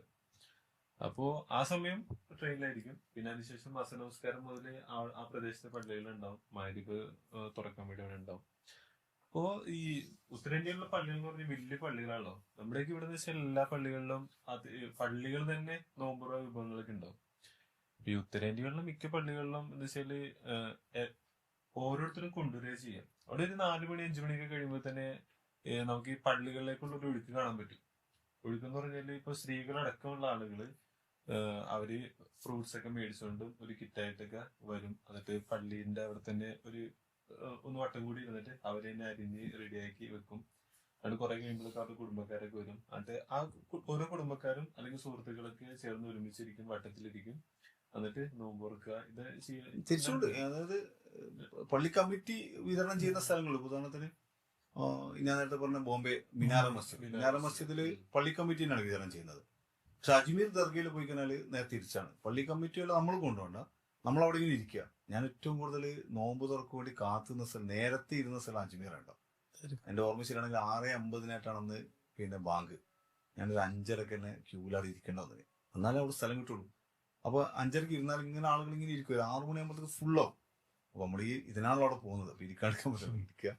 അപ്പോൾ ആളുകൾ പലരും വന്നിട്ട് സാധനങ്ങൾ ഇങ്ങനെ സർവ് ചെയ്യും. ഇങ്ങനെ പള്ളി കമ്മിറ്റി ഒന്നല്ല, ആരോ കൊണ്ട് ഇപ്പൊ നമുക്ക് കൊണ്ടുവരാം. അങ്ങനെ കൊണ്ടുവരാൻ ആളുകൾ സർവ് ചെയ്യാം. ഇങ്ങനെ അപ്പൊ കുറേ സാധനം കിട്ടും. കുറെ സാധനം കിട്ടും. അത് എല്ലാവർക്കും എല്ലാം കിട്ടണമെന്നില്ല. അറബ് രാജ്യങ്ങളൊക്കെ പൊതുവെ ആ രീതി നമ്മൾ കാണുന്നുണ്ട്. ചില സ്ഥലങ്ങളിൽ നമ്മൾ സാധനങ്ങൾ കൊണ്ടുപോയിട്ട് പള്ളി കമ്മിറ്റി ഏൽപ്പിക്കും. അവിടെ ജനറലായിട്ട് അവിടെ കൊടുക്കും. എന്നിട്ട് അവര് വിതരണം ചെയ്യുന്ന ഏർപ്പാടും ഉണ്ട്.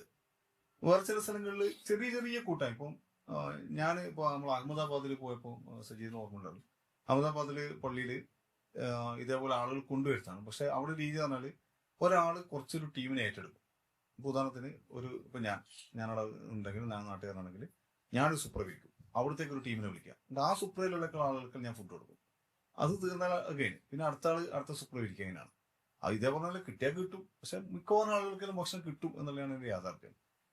പക്ഷെ കുറെ സ്ഥലങ്ങളിൽ പിന്നെ ഒന്നുമില്ലാതെ നമ്മളവിടെ പോയി കഴിക്കുക, അത് അങ്ങനെ പോസിബിൾ ആണ്. ഇപ്പൊ മക്ക മസ്ജിദ്, ഡൽഹി ജുമാ മസ്ജിദ്, ഇവിടെയൊക്കെ ആയിരക്കണക്കിന് ആളുകൾ വന്ന് കഴിക്കുന്ന ആളുകൾ അത് സെർവ് ചെയ്യാന്നുള്ളത് പോസിബിൾ അല്ല. പക്ഷെ ഭയങ്കര ഗാദറിംഗ് ആണ്. ഒരു കുടുംബത്തുണ്ട്. അതന്നെ ആ ഒരു വൈബ് ആസ്വദിക്കുക എന്നുള്ളത് ഒരു പ്രധാനപ്പെട്ടാണ്. കുറേ ആളുകള് ഇങ്ങനെ കൂടിയിരുന്ന് നോമ്പ് തുറക്കുക, ആ ഒരു മനസ്സിലുണ്ടാകുന്ന ഒരു കുളിർമയും കൂടി ഉണ്ട്. ആ സമയത്തെ മാങ്കൂടി പോലും നമ്മൾ വലിയ രീതിയിൽ അങ്ങോട്ട് എഫക്ട് ചെയ്യും എന്നുള്ളതാണ് ഒരു പ്രധാനപ്പെട്ട സാധനം. ഈ സോഷ്യോളജി പറയുന്ന പോലെ ഒരു കാര്യത്തിന് പിന്നിൽ കുറെ കാര്യങ്ങൾ നമുക്ക് മനസ്സിലാക്കാൻ പറ്റും ഒറ്റ ഐറ്റം വെച്ചിട്ട്. അത് റമദാനത്തെ ഇഫ്താർ വെച്ചിട്ട് നമുക്ക് ആ സ്ഥലത്തെ മൊത്തം കൾച്ചർ, മുസ്ലിംസ് ഒക്കെ ഇങ്ങനെ മനസ്സിലാക്കാൻ പറ്റും. അതെന്താ ബോംബെ എടുത്തു പറയാൻ കാരണം ബോംബെ ഭയങ്കര വൈബ്രന്റ് ഇഫ്താറാണ്. അല്ല, ഇന്ത്യയിലെ ഈ നിങ്ങളിപ്പോ വെറുതെ ഗൂഗിൾ എടുത്തിട്ട് ഇഫ്താർ ഗല്ലീസ് ഇൻ ഇന്ത്യ അടിച്ചാല് ഫസ്റ്റ് അത് വരും. എന്ന് പറഞ്ഞാല് മുഹമ്മദ് അലി സ്ട്രീറ്റ്, മുഹമ്മദ് അലി സ്ട്രീറ്റ് അങ്ങനെയാണല്ലോ ഇന്ത്യയിലെ ഒരു വ്യവസായ ക്യാപിറ്റൽ ആണല്ലോ ബോംബെ എന്ന് പറയുന്നത്. അപ്പോ അതിൽ തന്നെ ഏറ്റവും സാധാരണഗതിയിൽ തന്നെ വൈബ്രന്റ് ആയ സ്ഥലമാണ് മുഹമ്മദ് അലി സ്ട്രീറ്റ്, ഭയങ്കര റഷായ സ്ഥലമാണ്. ഇവിടെ ഈ നോമ്പ് സമയത്ത് പിന്നെ പല ഭാഗങ്ങളിൽ നിന്നുള്ള, ഈ നഗരത്തിന്റെ പല ഭാഗങ്ങളിൽ നിന്നുള്ള ആളുകൾ വരും. അസർ മുതലേ വരും. പിന്നെ മുസ്ലിങ്ങളല്ലാത്ത ആളുകൾ തന്നെ അസറിന് വന്നിട്ട് അത് സജീവാക്കും. പിന്നെ ഒരു മഗ്‌രിബ് കഴിഞ്ഞാല് വൻ ഒഴുക്കാണ്. ഞാനീ പറഞ്ഞ മിനാര മസ്ജിദ് മുഹമ്മദ് സ്ട്രീറ്റിന്റെ ഏറ്റവും മധ്യത്തിലുള്ള സ്ഥലമാണ്. അപ്പൊ അവിടുന്ന് വരുന്ന ആളുകൾ ഈ നേരത്തെ ഒഴുകി പല സ്ഥലങ്ങളിലും പല പള്ളികളിലും വന്ന ആളുകളായിട്ട് വലിയൊരു ഒഴുക്ക് ഈ ഒരു ചെറിയ സ്ട്രീറ്റിൽ, അപ്പോൾ ചെറിയ സ്ട്രീറ്റാണ്, ആ സ്ട്രീറ്റിൽ ആളുകൾ വരും. ഇവിടെയാണെങ്കിൽ ഇല്ലാത്ത ഐറ്റങ്ങൾ ഉണ്ടാവില്ല. ഇപ്പോൾ നമ്മൾ സാധാരണ ഇപ്പൊ ആട് എടുത്താണെങ്കിൽ സാധാരണ നമ്മൾ എന്താ കഴിക്കുക, ആടിന്റെ ഇറച്ചി മാക്സിമം ആടിന്റെ തലച്ചോറും കഴിക്കും. ഇത് കരള് വേറെ, മറ്റേ കാല് വേറെ, തല വേറെ. നിങ്ങൾ ഇങ്ങനെ ആടിന്റെ എന്തൊക്കെ ഐറ്റങ്ങൾ പിന്നുണ്ടോ അതൊക്കെയും വേറെ വേറെ ട്രീറ്റ് ചെയ്തിട്ട് പല സ്വഭാവത്തിൽ. ചിലത് തന്തൂരി ആയിരിക്കും, ചിലത് സൂപ്പായിട്ടായിരിക്കും, ചിലത് പിന്നെ എന്താ പറയുക ഗ്രില്ലായിട്ടായിരിക്കും. അങ്ങനെ പല സ്വഭാവത്തിലാണ് ഇത് സെർവ് ചെയ്യുന്നുണ്ട്. പക്ഷെ എല്ലാ സാധനങ്ങളും വ്യത്യസ്ത സ്വഭാവത്തിൽ, മീറ്റിന്റെ തന്നെ വ്യത്യസ്ത സ്വഭാവത്തിലുള്ള ഒരു അസംബ്ലിങ് അവിടെ ഉണ്ടാവും. പിന്നെ മധുരത്തില് പിന്നെ നേരത്തെ പറഞ്ഞ ഈ ജിലേബി പറഞ്ഞ പോലെ പാല് കൊണ്ടുണ്ടാക്കുന്ന വ്യത്യസ്ത പിന്നെ ഐറ്റങ്ങളുടെ ഒരു വലിയ സമ്മേളനം അവിടെ കാണാൻ കഴിയും. സൂപ്പിന്റെ ഐറ്റം നമുക്ക് കാണാൻ കഴിയും. ഇങ്ങനെ പിന്നെ സാധാരണ എല്ലായിടത്തുള്ള പോലെ തന്നെ ബിരിയാണിയും സാധനങ്ങളൊക്കെ ഉണ്ടാവും. പക്ഷെ അവിടെ പുതിയ ആളുകൾ പോയി ബിരിയാണി കഴിക്കാൻ നിൽക്കില്ല. അപ്പോ അത്രയും ആളുകൾ അസംബിൾ ചെയ്യുന്ന അത്രയും സജീവമായ സ്ഥലം എന്ന അർത്ഥത്തിലാണ് ബോംബെ പറഞ്ഞത്. പക്ഷെ ബോംബെ അർത്ഥമല്ല, ബോംബെ, ഹൈദരാബാദ്, കൊൽക്കത്ത, ഡൽഹി, ബാംഗ്ലൂരിന് അങ്ങനെ എന്നെ കുറെ സ്ഥലമുണ്ട്. പക്ഷെ ഞാൻ ഈ 4 സ്ഥലമാണ് ശരിക്ക് ഏറ്റവും വൈബ്രന്റ് ആയ ഇഫ്താർ ഗല്ലികളുള്ള സ്ഥലം. ബാംഗ്ലൂരിലുണ്ട്. ബാംഗ്ലൂർ നേരത്തെ ഫ്രേസർ ടൗണും ഇപ്പോ ശിവാജി നഗറിലേക്കൊക്കെ ഷിഫ്റ്റ് ചെയ്ത സ്ഥലങ്ങള്. ഒട്ടകത്തിന്റെ കാലൊക്കെ ഇങ്ങനെ തൂക്കി ടൈപ്പ് ഫുഡ് കിട്ടാല്. അതുപോലെ തന്നെ യാത്ര ചെയ്യുമ്പോൾ നേരത്തെ പറഞ്ഞൊരു വെറുതെ യാത്ര ചെയ്യുന്നില്ല. ഇപ്പൊ ഫസ്റ്റ് യാത്ര നിങ്ങളുടെ ഒരു നർമ്മദ ബച്ചാവുന്നിട്ടുള്ള ഒരു ആക്ടിവിസ്റ്റും കൂടുതൽ. അതുപോലെ തന്നെ നിങ്ങളെ 8th വായിച്ചപ്പോ അതിൽ കുറെ ഇങ്ങനെ ആൻഡമാൻ നിക്കോബാറിൽ പോയത്, പിന്നെ ഗുജറാത്ത് വംശഹത്യ നടത്തിയ പോയത്, ഒരു ആക്ടിവിസ്റ്റ് സ്വഭാവത്തിൽ നിങ്ങൾ കുറെ യാത്രകൾ ചെയ്തിന്. അങ്ങനത്തെ എന്തെങ്കിലുമൊക്കെ അല്ല, ഞാൻ നേരത്തെ പറഞ്ഞത് ഈ നർമ്മദയിലാണ് തുടങ്ങിയത്. പിന്നെ ഇതിൽ പോയ ഒരു സ്പാർക്ക് ഉണ്ടായതോടുകൂടി ശരിക്കും നമ്മൾ രൂപപ്പെടുത്തുന്നിടത്ത് ആ യാത്രക്ക് വലിയ പങ്കുണ്ടായിരുന്നു. പൊതുവെ എൻ്റെ ഒരു ആക്ടിവിസ്റ്റ് നാച്ചർ ആയതുകൊണ്ട്, ഒരു ആവേശ കമ്മിറ്റി എന്നൊക്കെ വിളിക്കാൻ പറ്റുന്ന നാച്ചർ ആയതുകൊണ്ട് അന്ന് പിന്നെ നമ്മളെ വളർന്നു വന്നൊരു സ്ഥാപനവും പിന്നെ സാമൂഹിക പശ്ചാത്തലവും സംഘടനയും ഒക്കെ എന്ന് പറഞ്ഞാൽ ഈ സാമൂഹിക ജനകീയ വിഷയങ്ങളിലേക്ക് നമ്മുടെ അറ്റൻഷൻ കൊണ്ടുപോകുന്നൊരു എലമെന്റ് ആയിട്ട് കുറേ ഉണ്ട്. അപ്പോൾ നാട്ടിൽ തന്നെ വരുമ്പോൾ പ്ലാച്ചിമട, ഈ ചെങ്ങറതിന് ശേഷം വന്നെയാണ് പ്ലാച്ചിമട, എൻഡോസൾഫാൻ, അതേപോലെ തന്നെ ഇവിടെ നമ്മൾ ഇപ്പം ഞാൻ ഫറോക്കിലാണ് പഠിച്ചത്, തൊട്ടടുത്ത് നെളിയം പറമ്പ്, ഇങ്ങനെ തുടങ്ങിയിട്ടുള്ള കുറേ സോഷ്യൽ ഇഷ്യൂസ് നമ്മൾ നിരന്തരമായി കേൾക്കുകയും അനുഭവിക്കുകയും ഒക്കെ ചെയ്യാൻ. അപ്പോൾ അവിടത്തേക്ക് നമ്മളിങ്ങനെ ചെറിയ യാത്രകൾ പിന്നീട് പോകാൻ തുടങ്ങി. അതിൻ്റെ ഇടയിലാണ് പിന്നെ ഈ നന്ദിഗ്രാം വെടിവെപ്പ് നടക്കുന്നത്. നമ്മുടെ സിംഗൂർ നന്ദിഗ്രാം എന്ന് പറഞ്ഞിട്ട് നമ്മുടെ ബംഗാളിൽ CPM-ന്റെ ഭരണ പോലും നഷ്ടപ്പെടാൻ കാരണങ്ങളിലൊന്നായ ഒരു സംഭവം നടക്കുന്നത് പിന്നെ ഈ നന്ദിഗ്രാം സംഭവത്തിനാണ്. അപ്പൊ നന്ദിഗ്രാമിൽ വെടിവെപ്പ് നടന്ന സമയത്ത് ആണെന്ന് എൻ്റെ ഓർമ്മ. അല്ല, അതിന് തൊട്ട് മുമ്പോ മാധ്യമത്തിലൊരു ഫീച്ചർ വന്നത്, ഏതൊരു ഇലക്ഷൻ പശ്ചാത്തലത്തിൽ എൻ്റെ ഓർമ്മ. അപ്പൊ അതില് ഒരു പ്രയോഗമുണ്ട്, സാധാരണ എല്ലാവരും പ്രഭാഷണത്തിൽ നടത്തുന്ന പ്രയോഗമാണത്. ഈ മുസ്ലിം ഗ്രാമങ്ങൾ അവസാനിക്കുന്നിടത്ത്, താറിട്ട റോഡുകൾ അവസാനിക്കുന്നിടത്ത് മുസ്ലിം ഗ്രാമങ്ങൾ ആരംഭിക്കും എന്നൊരു പ്രയോഗമുണ്ട്. അത് ഈ മാധ്യമത്തിലുണ്ടായത് എൻ്റെ ഓർമ്മ. പിന്നെ അതല്ലാതെ ഈ പ്രഭാഷണങ്ങളൊക്കെ വരാറില്ലാണ്. അപ്പോൾ ഇത് ഈ ബംഗാൾ ഗ്രാമം എന്നുള്ളത് ഒരു പിന്നെ അറ്റൻഷനുള്ള ഒരു സാധനമാണ്. അതിൻ്റെ ഇടയിലാണ് ഈ നർമ്മദ സംഭവം നടക്കുന്നത്. അപ്പോൾ ഇത് രണ്ടും കൂടി ക്ലബ് ചെയ്തിട്ട് ഒരു യാത്ര, എന്താണ് ഈ ബംഗാൾ റിയാലിറ്റി എന്താണെന്ന് അറിയാൻ വേണ്ടിയിട്ട് ഒരു യാത്ര പ്ലാൻ ചെയ്തു. വന്ന് ഷാദി കഴിയുന്നതിൻ്റെ ഓർമ്മ, പിന്നെ ജസ്റ്റ് കഴിഞ്ഞിട്ടുണ്ടാവും ഡിഗ്രി ചെയ്യുന്ന ഉടനെ. അപ്പോൾ നമ്മൾ ഇതേപോലെ കുറച്ച് ആളുകളെ സംഘടിപ്പിച്ച് ഇങ്ങനെ പോകാൻ താല്പര്യമുണ്ടോ എന്ന് ചോദിച്ചപ്പോൾ ആളുകൾ ഇങ്ങനെ വന്നു. നമ്മൾ ഈ 2 ഫോക്കസിലാണ് പോയത്. പിന്നെ അതുകൂടി അതിന് കുറെ അനുഭവങ്ങളുണ്ട്, എല്ലാം കൂടി ഡീറ്റെയിൽ ഞാൻ പറയുന്നില്ല. കുറെ അനുഭവങ്ങളുണ്ട്. ഇപ്പൊ നന്ദിഗ്രാമിൽ നമ്മളെ അവിടുത്തെ നാട്ടുകാർ തടഞ്ഞെന്താണെന്ന് വെച്ചാൽ കേരളത്തിൽ നിന്നാണ് വന്നതാണ്. അപ്പൊ അവർ കേരളം എന്ന് പറഞ്ഞാൽ അവർക്ക് CPM ആണല്ലോ, കമ്മ്യൂണിസ്റ്റുകളുടെ നാട്ടിൽ നിന്നാണ് നിങ്ങൾ വരുന്നിട്ട് അവിടുത്തെ നാട്ടുകാർ നമ്മൾ തടഞ്ഞു. ഞങ്ങൾ കമ്മ്യൂണിസ്റ്റുകളല്ല എന്ന് അവരെ ബോധ്യപ്പെടുത്തി ഞങ്ങളുടെ കൂടെ അവിടുത്തെ അവിടുത്തെ ഒരു പ്രാദേശിക മാറ്റാറുണ്ടായിരുന്നു. അദ്ദേഹം അവരങ്ങനെയല്ല, ഇവര് പഠിക്കാൻ വേണ്ടിയ ടീമാണ്, അവരങ്ങനെ ഇതിൽ പൊസിഷൻ ഇല്ല, അതായത് ഒരു CPM ഭരണകൂട അനുകൂല പൊസിഷൻ അല്ല എന്ന് സ്ഥാപിച്ചതിന് ശേഷമാണ് നമ്മളടുത്ത് പോയത്. അപ്പോൾ ആ യാത്രയിൽ ഒരു രീതി എന്ന് പറഞ്ഞാൽ ഏതെങ്കിലും ഗ്രാമങ്ങളിൽ പോവുക, സഞ്ചരിക്കുക. അപ്പോൾ ഞങ്ങൾ അന്ന് ഫസ്റ്റ് പോയത് മുർഷിദാബാദിലെ ശങ്കർപൂരിലാണ്, ഒരു ഗ്രാമമാണ്. അപ്പോൾ അവിടുന്ന് മറ്റ് ഗ്രാമങ്ങളിലേക്ക് പോകാൻ വേണ്ടിയിട്ട് ഈ പറഞ്ഞ സ്ഥലത്തേക്ക് തന്നെ ഈ മോട്ടോർ വെഹിക്കിളൊന്നുമില്ല.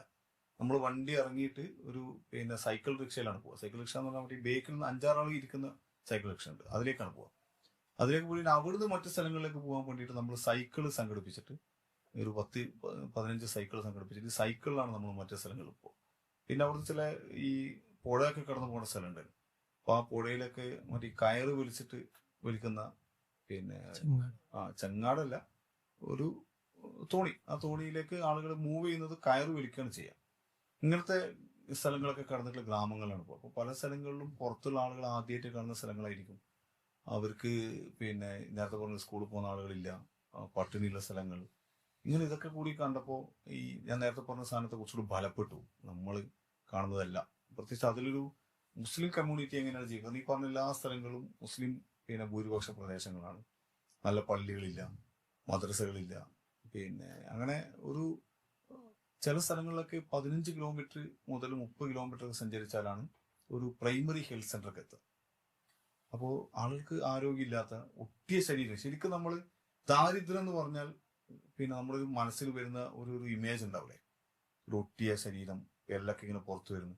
ഇങ്ങനത്തെ ശരീരം ഞാൻ ആ യാത്രയിൽ ഒരുപാട് കണ്ടിട്ടുണ്ട്. കുട്ടികളെയും കണ്ടിട്ടുണ്ട്, മുതിർന്നവരെയും കണ്ടിട്ടുണ്ട്. ഇതൊക്കെ കണ്ടിട്ട് ശരിക്ക് എന്താ നമുക്ക് പിന്നെ അങ്ങോട്ടേക്ക് ഒരു അടി മുന്നോട്ട് പോകാൻ പറ്റാത്ത ഉണ്ടല്ലോ, നമുക്ക് നമ്മളോട് തന്നെ എന്തോ ഒരു അറപ്പ് തോന്നുന്ന ഒരവസ്ഥയിലേക്ക് നമ്മുടെ സാമൂഹിക ബോധം അന്ന് എത്തിച്ചിട്ടുണ്ട്. പിന്നെ അത് കഴിഞ്ഞപ്പം നിരന്തരം ഇപ്പോൾ ഒഡീഷയിലെ നമ്മുടെ ഈ പോക്സോ സമര ഭൂമികയിൽ, അതേപോലെ തന്നെ കാണ്ടമാലിലെ വർഗീയ കലാപം നടന്ന ക്രിസ്ത്യൻ വംശഹത്യ നടന്ന പ്രദേശത്ത്, ഗുജറാത്ത് വംശഹത്യ നടന്ന പ്രദേശത്ത്, ഈ നേരത്തെ നർമ്മദന്റെ തന്നെ യാത്രയുടെ ഭാഗമായി നമ്മൾ ഈ പ്രദേശങ്ങളിലൊന്ന് പോയിരുന്നു. പിന്നെ കുറെ ഈ എന്താ പറയുക പരിസ്ഥിതി സമരങ്ങൾ, യമുന സംരക്ഷണ സമരം, ഇങ്ങനെ തുടങ്ങിയിട്ടുള്ള സാധനങ്ങൾ, കാശ്മീരിലെ ഈ പൊളിറ്റിക്കൽ ഇഷ്യൂ പഠിക്കുന്നതിന്റെ ഭാഗമായി, അയോധ്യയിലെ ഈ പള്ളി നിർമ്മാണം നടക്കുന്ന ഭാഗത്ത്, പള്ളി പൊളിച്ചിട്ട് അമ്പല നിർമ്മാണം നടക്കുന്ന സമയത്ത് ഗ്യാൻവാപ്പിയിൽ ഇപ്പം അടുത്ത് പോയിരുന്നു. ഇതേപോലെ തന്നെ ഒരു പ്രശ്നകലുഷിതമായ സ്ഥലം എന്ന അർത്ഥത്തിൽ അവിടെ പോകണം, അവിടെ പോയി ഈ സമയത്ത് അവിടെ നിസ്കരിക്കണം, ഒരു ആഗ്രഹം. അപ്പോൾ ഇങ്ങനത്തെ കുറേ സ്ഥലങ്ങളിൽ പോവാന്നുള്ളതായിരുന്നു. ഇങ്ങനെ പോകുന്ന കൂട്ടത്തിൽ ശരിക്ക് ഞാൻ കുറേ ആളെ കൊണ്ടുവരുന്ന ആ സമയത്ത് എൻ്റെ കൂടെ 10-20 ആളുണ്ടാവും. നമ്മൾ സുഹൃത്തുക്കളൊക്കെ തന്നെയാണ്, അങ്ങനെ കൊമേഴ്സ്യലൊന്നുമില്ല. അത് ശരിക്ക് ഇങ്ങനത്തെ സ്ഥലങ്ങളിൽ കൊണ്ടുപോകുന്നത് ഞാനൊന്ന് ഷട്ട് ഡൗൺ ചെയ്തത് എപ്പോഴാണെന്നാല് ഈ ഞാൻ നേരത്തെ പറഞ്ഞ ഒഡീഷയിൽ 2016 എൻ്റെ ഓർമ്മ, 14-16 പോയ സമയത്ത് നമ്മുടെ മരിച്ചുപോയ KP ശശി ഡോക്യുമെന്ററി സംവിധായകൻ, അദ്ദേഹം അവിടെ ഉണ്ടായിരുന്നു. അദ്ദേഹം കാണ്ടമാൽ ഡോക്യുമെന്ററി നിർമ്മാണത്തിന്റെ ഭാഗമായി അവിടെ ക്യാമ്പ് ചെയ്ത് വർക്ക് ചെയ്യണം. ശശിയേട്ടനൊക്കെ നേരത്തെ പരിചയമുണ്ട്, നമ്മളവിടെ സുഹൃത്തുക്കളാണ്. അപ്പോൾ ശശിയേട്ടൻ മുഖേന അവിടുത്തെ ഒരു ദളിതർക്കിടയിൽ വർക്ക് ചെയ്യുന്ന ഒരു NGO ഉണ്ട്, ദളിത് ക്രിസ്ത്യാനികൾക്കിടയിൽ വർക്ക് ചെയ്യുന്ന NGOന്റെ ഹെഡ്ക്വാർട്ടേഴ്സിലാണ് നമുക്ക് ക്യാമ്പ് റെഡിയാക്കി തരുന്നത്. നമ്മളിപ്പോൾ അങ്ങനത്തെ സ്ഥലങ്ങളൊക്കെയാണ് കിടക്കുക, സ്കൂളുകൾ, ക്യാമ്പുകൾ. അപ്പോൾ ശശിയേട്ടൻ വന്നു, എത്തിയാ നീ ഇപ്പൊ സമര ടൂറിസത്തിന്റെ ആളാണല്ലേ. ഈ സമര ടൂറിസം എന്ന് എന്നെ വിളിച്ചപ്പോൾ എനിക്ക് ഭയങ്കര, നേരത്തെ പറഞ്ഞ സ്വന്തത്തോടൊരു വെറുപ്പ്. ഞാൻ യഥാർത്ഥത്തിൽ ഇതൊക്കെ ഒരു പ്രദർശന വസ്തുവായിട്ട് കാണുന്നുണ്ടോ, യഥാർത്ഥത്തിൽ അങ്ങനെ ഞാൻ ആലോചിച്ചിട്ടില്ല. പക്ഷെ അതിന് ഞാൻ നിമിത്തമായിട്ടുണ്ടോ എന്നൊരു തോന്നൽ യഥാർത്ഥത്തിൽ എനിക്കുണ്ടായി. ഇതുപോലെ എന്നെ വേദനിപ്പിച്ച മറ്റൊരു വളരെ ഷാർപ്പായിട്ടൊരു ക്വസ്റ്റ്യന് എൻ്റെ സുഹൃത്ത് ഷഹീൻ അബ്ദുള്ളയാണ് ചോദിച്ചത്. ഷഹീന്, ഞാൻ ഈ കാശ്മീർ ഒരു കാലത്തേക്ക് പോയാണ്ടായിരുന്നു. അപ്പോൾ 2010 ഞങ്ങൾക്ക് ആദ്യമായിട്ട് കാശ്മീർ പോകുന്നത്. പിന്നെ എല്ലാ വർഷവും 2-3 തവണ ഒക്കെ കാശ്മീരിൽ പോയിട്ടുണ്ട്. കാശ്മീർ എന്തായാലും 10-20 തവണത്തിന് മുകളിൽ ഇന്നലെ പോയിട്ടുണ്ട്. ഇപ്പൊ എണ്ണല്ല, കാരണം ഇപ്പൊ കാശ്മീർ പോകല സംഭവമൊന്നുമില്ല. അന്നത്തെ കാലത്ത് അതൊക്കെ സംഭവമായിരുന്നു. അപ്പോ കാശ്മീരിൽ കുറെ പോയി കുറെ ആളുകളെയും കൊണ്ടുപോയി. അന്നത്തെ ഈ ടൂറിസ്റ്റ് ഇത്ര സജീവമാകുന്നതിന് മുമ്പ് കുറെ ആളുകളെ കാശ്മീർ കൊണ്ടുപോയി. ഇപ്പൊ ഷെയ്ൻ എന്നോട് ഒരിക്കൽ പറഞ്ഞു, നീയാണ് ഈ കാശ്മീർ ഇത്ര ടൂറിസ്റ്റ് സ്പോട്ടായിട്ട് ഇതിനെ അണ്ടർ എസ്റ്റിമേറ്റ് ചെയ്യുന്ന രൂപത്തിൽ ജനങ്ങൾക്കിടയിൽ ക്യാമ്പയിൻ ചെയ്തത്. കാരണം ഇപ്പോൾ ആളുകൾക്ക് കാശ്മീർ എന്ന് പറയുന്നത് ടൂറിസ്റ്റ് കേന്ദ്രമാണ്. കാശ്മീർ അതല്ല. കാശ്മീരിന്റെ ഒരു പൊളിറ്റിക്കൽ ഒരു കോണ്ടസ്റ്റ് ഉണ്ട്, കാശ്മീരിന്റെ ജീവിതമുണ്ട്, കാശ്മീരിലെ ജനങ്ങളുണ്ട്. അതിനെ കേവലം ടൂറിസ്റ്റ് സ്പോട്ടാക്കുന്നതിൽ നീയാണ് കേരളത്തിലെ ഈ നമ്മുടെ സർക്കിളിലെ എല്ലാവരും ഞാൻ പറഞ്ഞില്ല, കേരളത്തിലെ അത്ര ഒരു കമ്മ്യൂണിറ്റിന്റെ ഇടയിൽ തെറ്റായ സന്ദേശം നമ്മുടെ സുഹൃത്തുക്കൾക്കിടയിൽ ഉണ്ടാക്കിയ നീയാണ്. അതുകൊണ്ട് ഈ പരിപാടി നിർത്താം, ഈ ഭാഷയിലല്ല കുറച്ചുകൂടി ഷാർപ്പായ ഭാഷയിൽ ചെയ്യുന്ന എന്നോട് പറഞ്ഞു.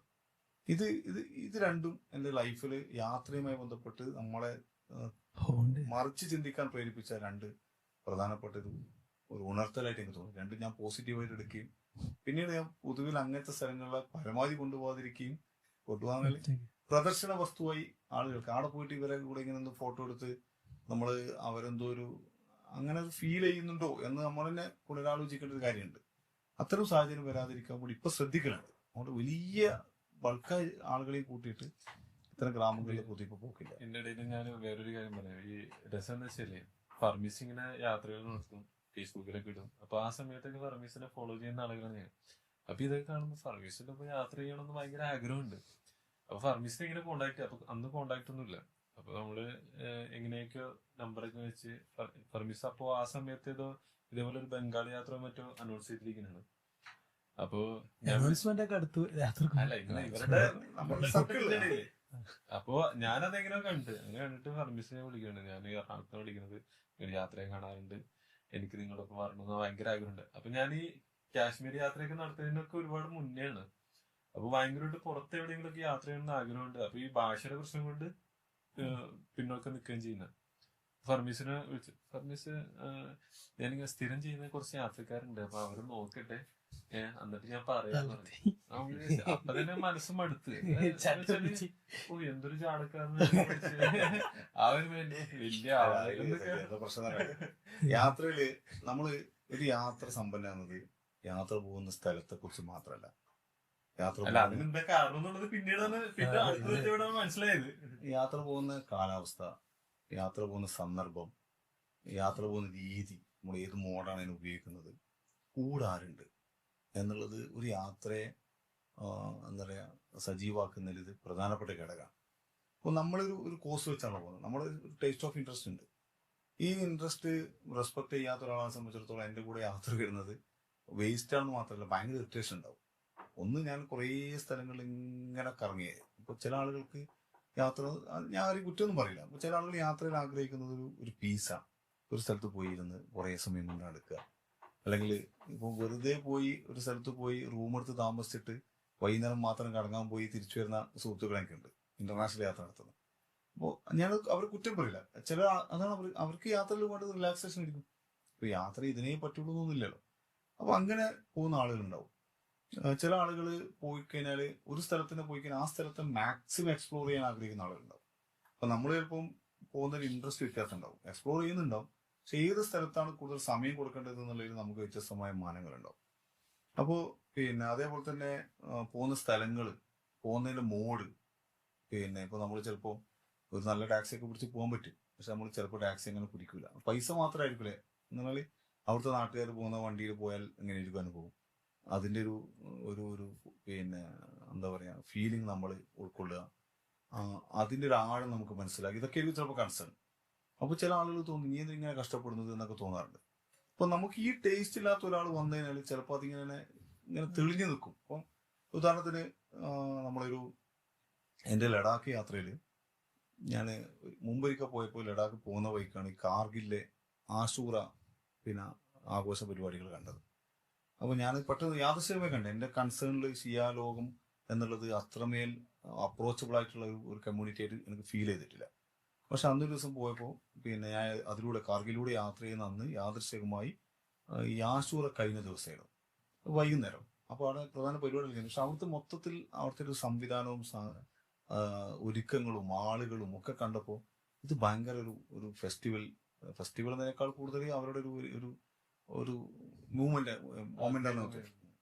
അപ്പൊ അത് ഒന്ന് എക്സ്പ്ലോർ ചെയ്യണമെന്ന് മനസ്സിൽ വിചാരിച്ചിട്ട് പിറ്റത്തെ തവണ നമ്മൾ ലഡാക്ക് പോകുന്ന സമയത്ത് ബോധപൂർവം കാശ്മീരിൽ പോകുന്ന സമയത്ത് കാശ്മീരിൽ ലഡാക്കും കൂടി ചേർന്നാണ് ഈ യാത്രന്റെ ഇടയിൽ കാർഗിലില് ആശൂറ വരുന്ന ദിവസം ബോധപൂർവ്വം എത്തി. ബോധപൂർവ്വം എന്ന് പറഞ്ഞാൽ നമ്മൾ അതിനോട് ഒരുപാട് ഇടങ്ങാറായിട്ടുണ്ട്. ഇപ്പൊ ലഡാക്കിൽ നിന്ന് രാത്രി 2 മണിക്ക് നമ്മൾ പുറപ്പെട്ടിട്ട് ഒരു 9 മണിയാകുമ്പോഴത്തേക്ക് കാർഗിൽ എത്തുന്ന രൂപത്തിലാണ് പ്ലാൻ ചെയ്തത്.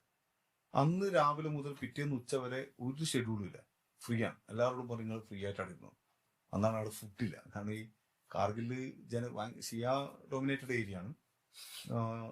ആരും ഹോട്ടൽ തുറക്കൂല, പിന്നെ എല്ലാവരും വീട്ടിൽ നിന്ന് പുറത്തേരിക്കും. നമുക്കൊരു പൈസ കൊടുത്ത സാധനം പോലും വാങ്ങാൻ പറ്റില്ല. പിന്നെ കിട്ടുക എന്നുള്ളത് ഈ കാർഗിലെ ഈ ഷിയ ആചാരത്തിന്റെ ഭാഗമായി ലഭിക്കുന്ന ടെന്റുകൾ ഉണ്ടാവും. ആ ടെന്റുകളിൽ സൗജന്യ ഫുഡ് കിട്ടും. അപ്പൊ നമ്മുടെ കൂടെ വന്നതിൽ കുറച്ചൊരു സെൽഫി ആശയങ്ങളിലുള്ള ആൾക്കാരൊക്കെ ഉണ്ട്. അപ്പൊ അവർക്ക് ഇത് കഴിക്കാൻ പറ്റില്ല. ഇത് സെൽഫികൾ മാത്രമല്ല, നമ്മുടെ നാട്ടിലെ സുന്നി വിഭാഗങ്ങളിലെ ഭൂരിഭാഗങ്ങളും കഴിക്കൂല. ഇപ്പോ ഞങ്ങൾ തന്നെ അന്ന് കാശ്മീരിയാണ് ഡ്രൈവർ, അയാളത് ഭക്ഷണം കഴിക്കുന്നില്ല. എന്ന് മാത്രമല്ല, ഈ വഴിയോരങ്ങളിലൊക്കെ ഇങ്ങനത്തെ ടെന്റുകൾ കാണുമ്പോൾ അയാൾ വണ്ടിയാണ് നിർത്താൻ വിടില്ല. നിങ്ങൾ കഴിക്കണ്ടാവും, നിങ്ങൾ സുന്നികളാണ്, നിങ്ങൾ കഴിക്കണ്ടാവും. അപ്പോ നമ്മളന്ന് വാശി പിടിച്ചാൽ പിന്നെ ഭക്ഷണം പോലെ കിട്ടൂല. അപ്പോ നമ്മുടെ കൂടെ വന്ന ഒരാൾക്ക് ഭയങ്കര അസ്വസ്ഥയായി. എന്തിനാണ് ഇവിടെ രാവിലെ വന്ന് പായിലാക്ക് എണീച്ച് കൊണ്ടുവന്ന് പിന്നെ 9 മണിക്കിടെ എത്തിച്ചിട്ട് ഒരു പണിയുമില്ല, ഭക്ഷണവുമില്ല, പുറത്തിറങ്ങാനുമില്ല, ഒന്നും കാണാനുമില്ല, എന്ത് വിവരക്കേടാന്ന് പറഞ്ഞാൽ എന്നോട് ഭയങ്കര ഷോട്ട് ചെയ്തു.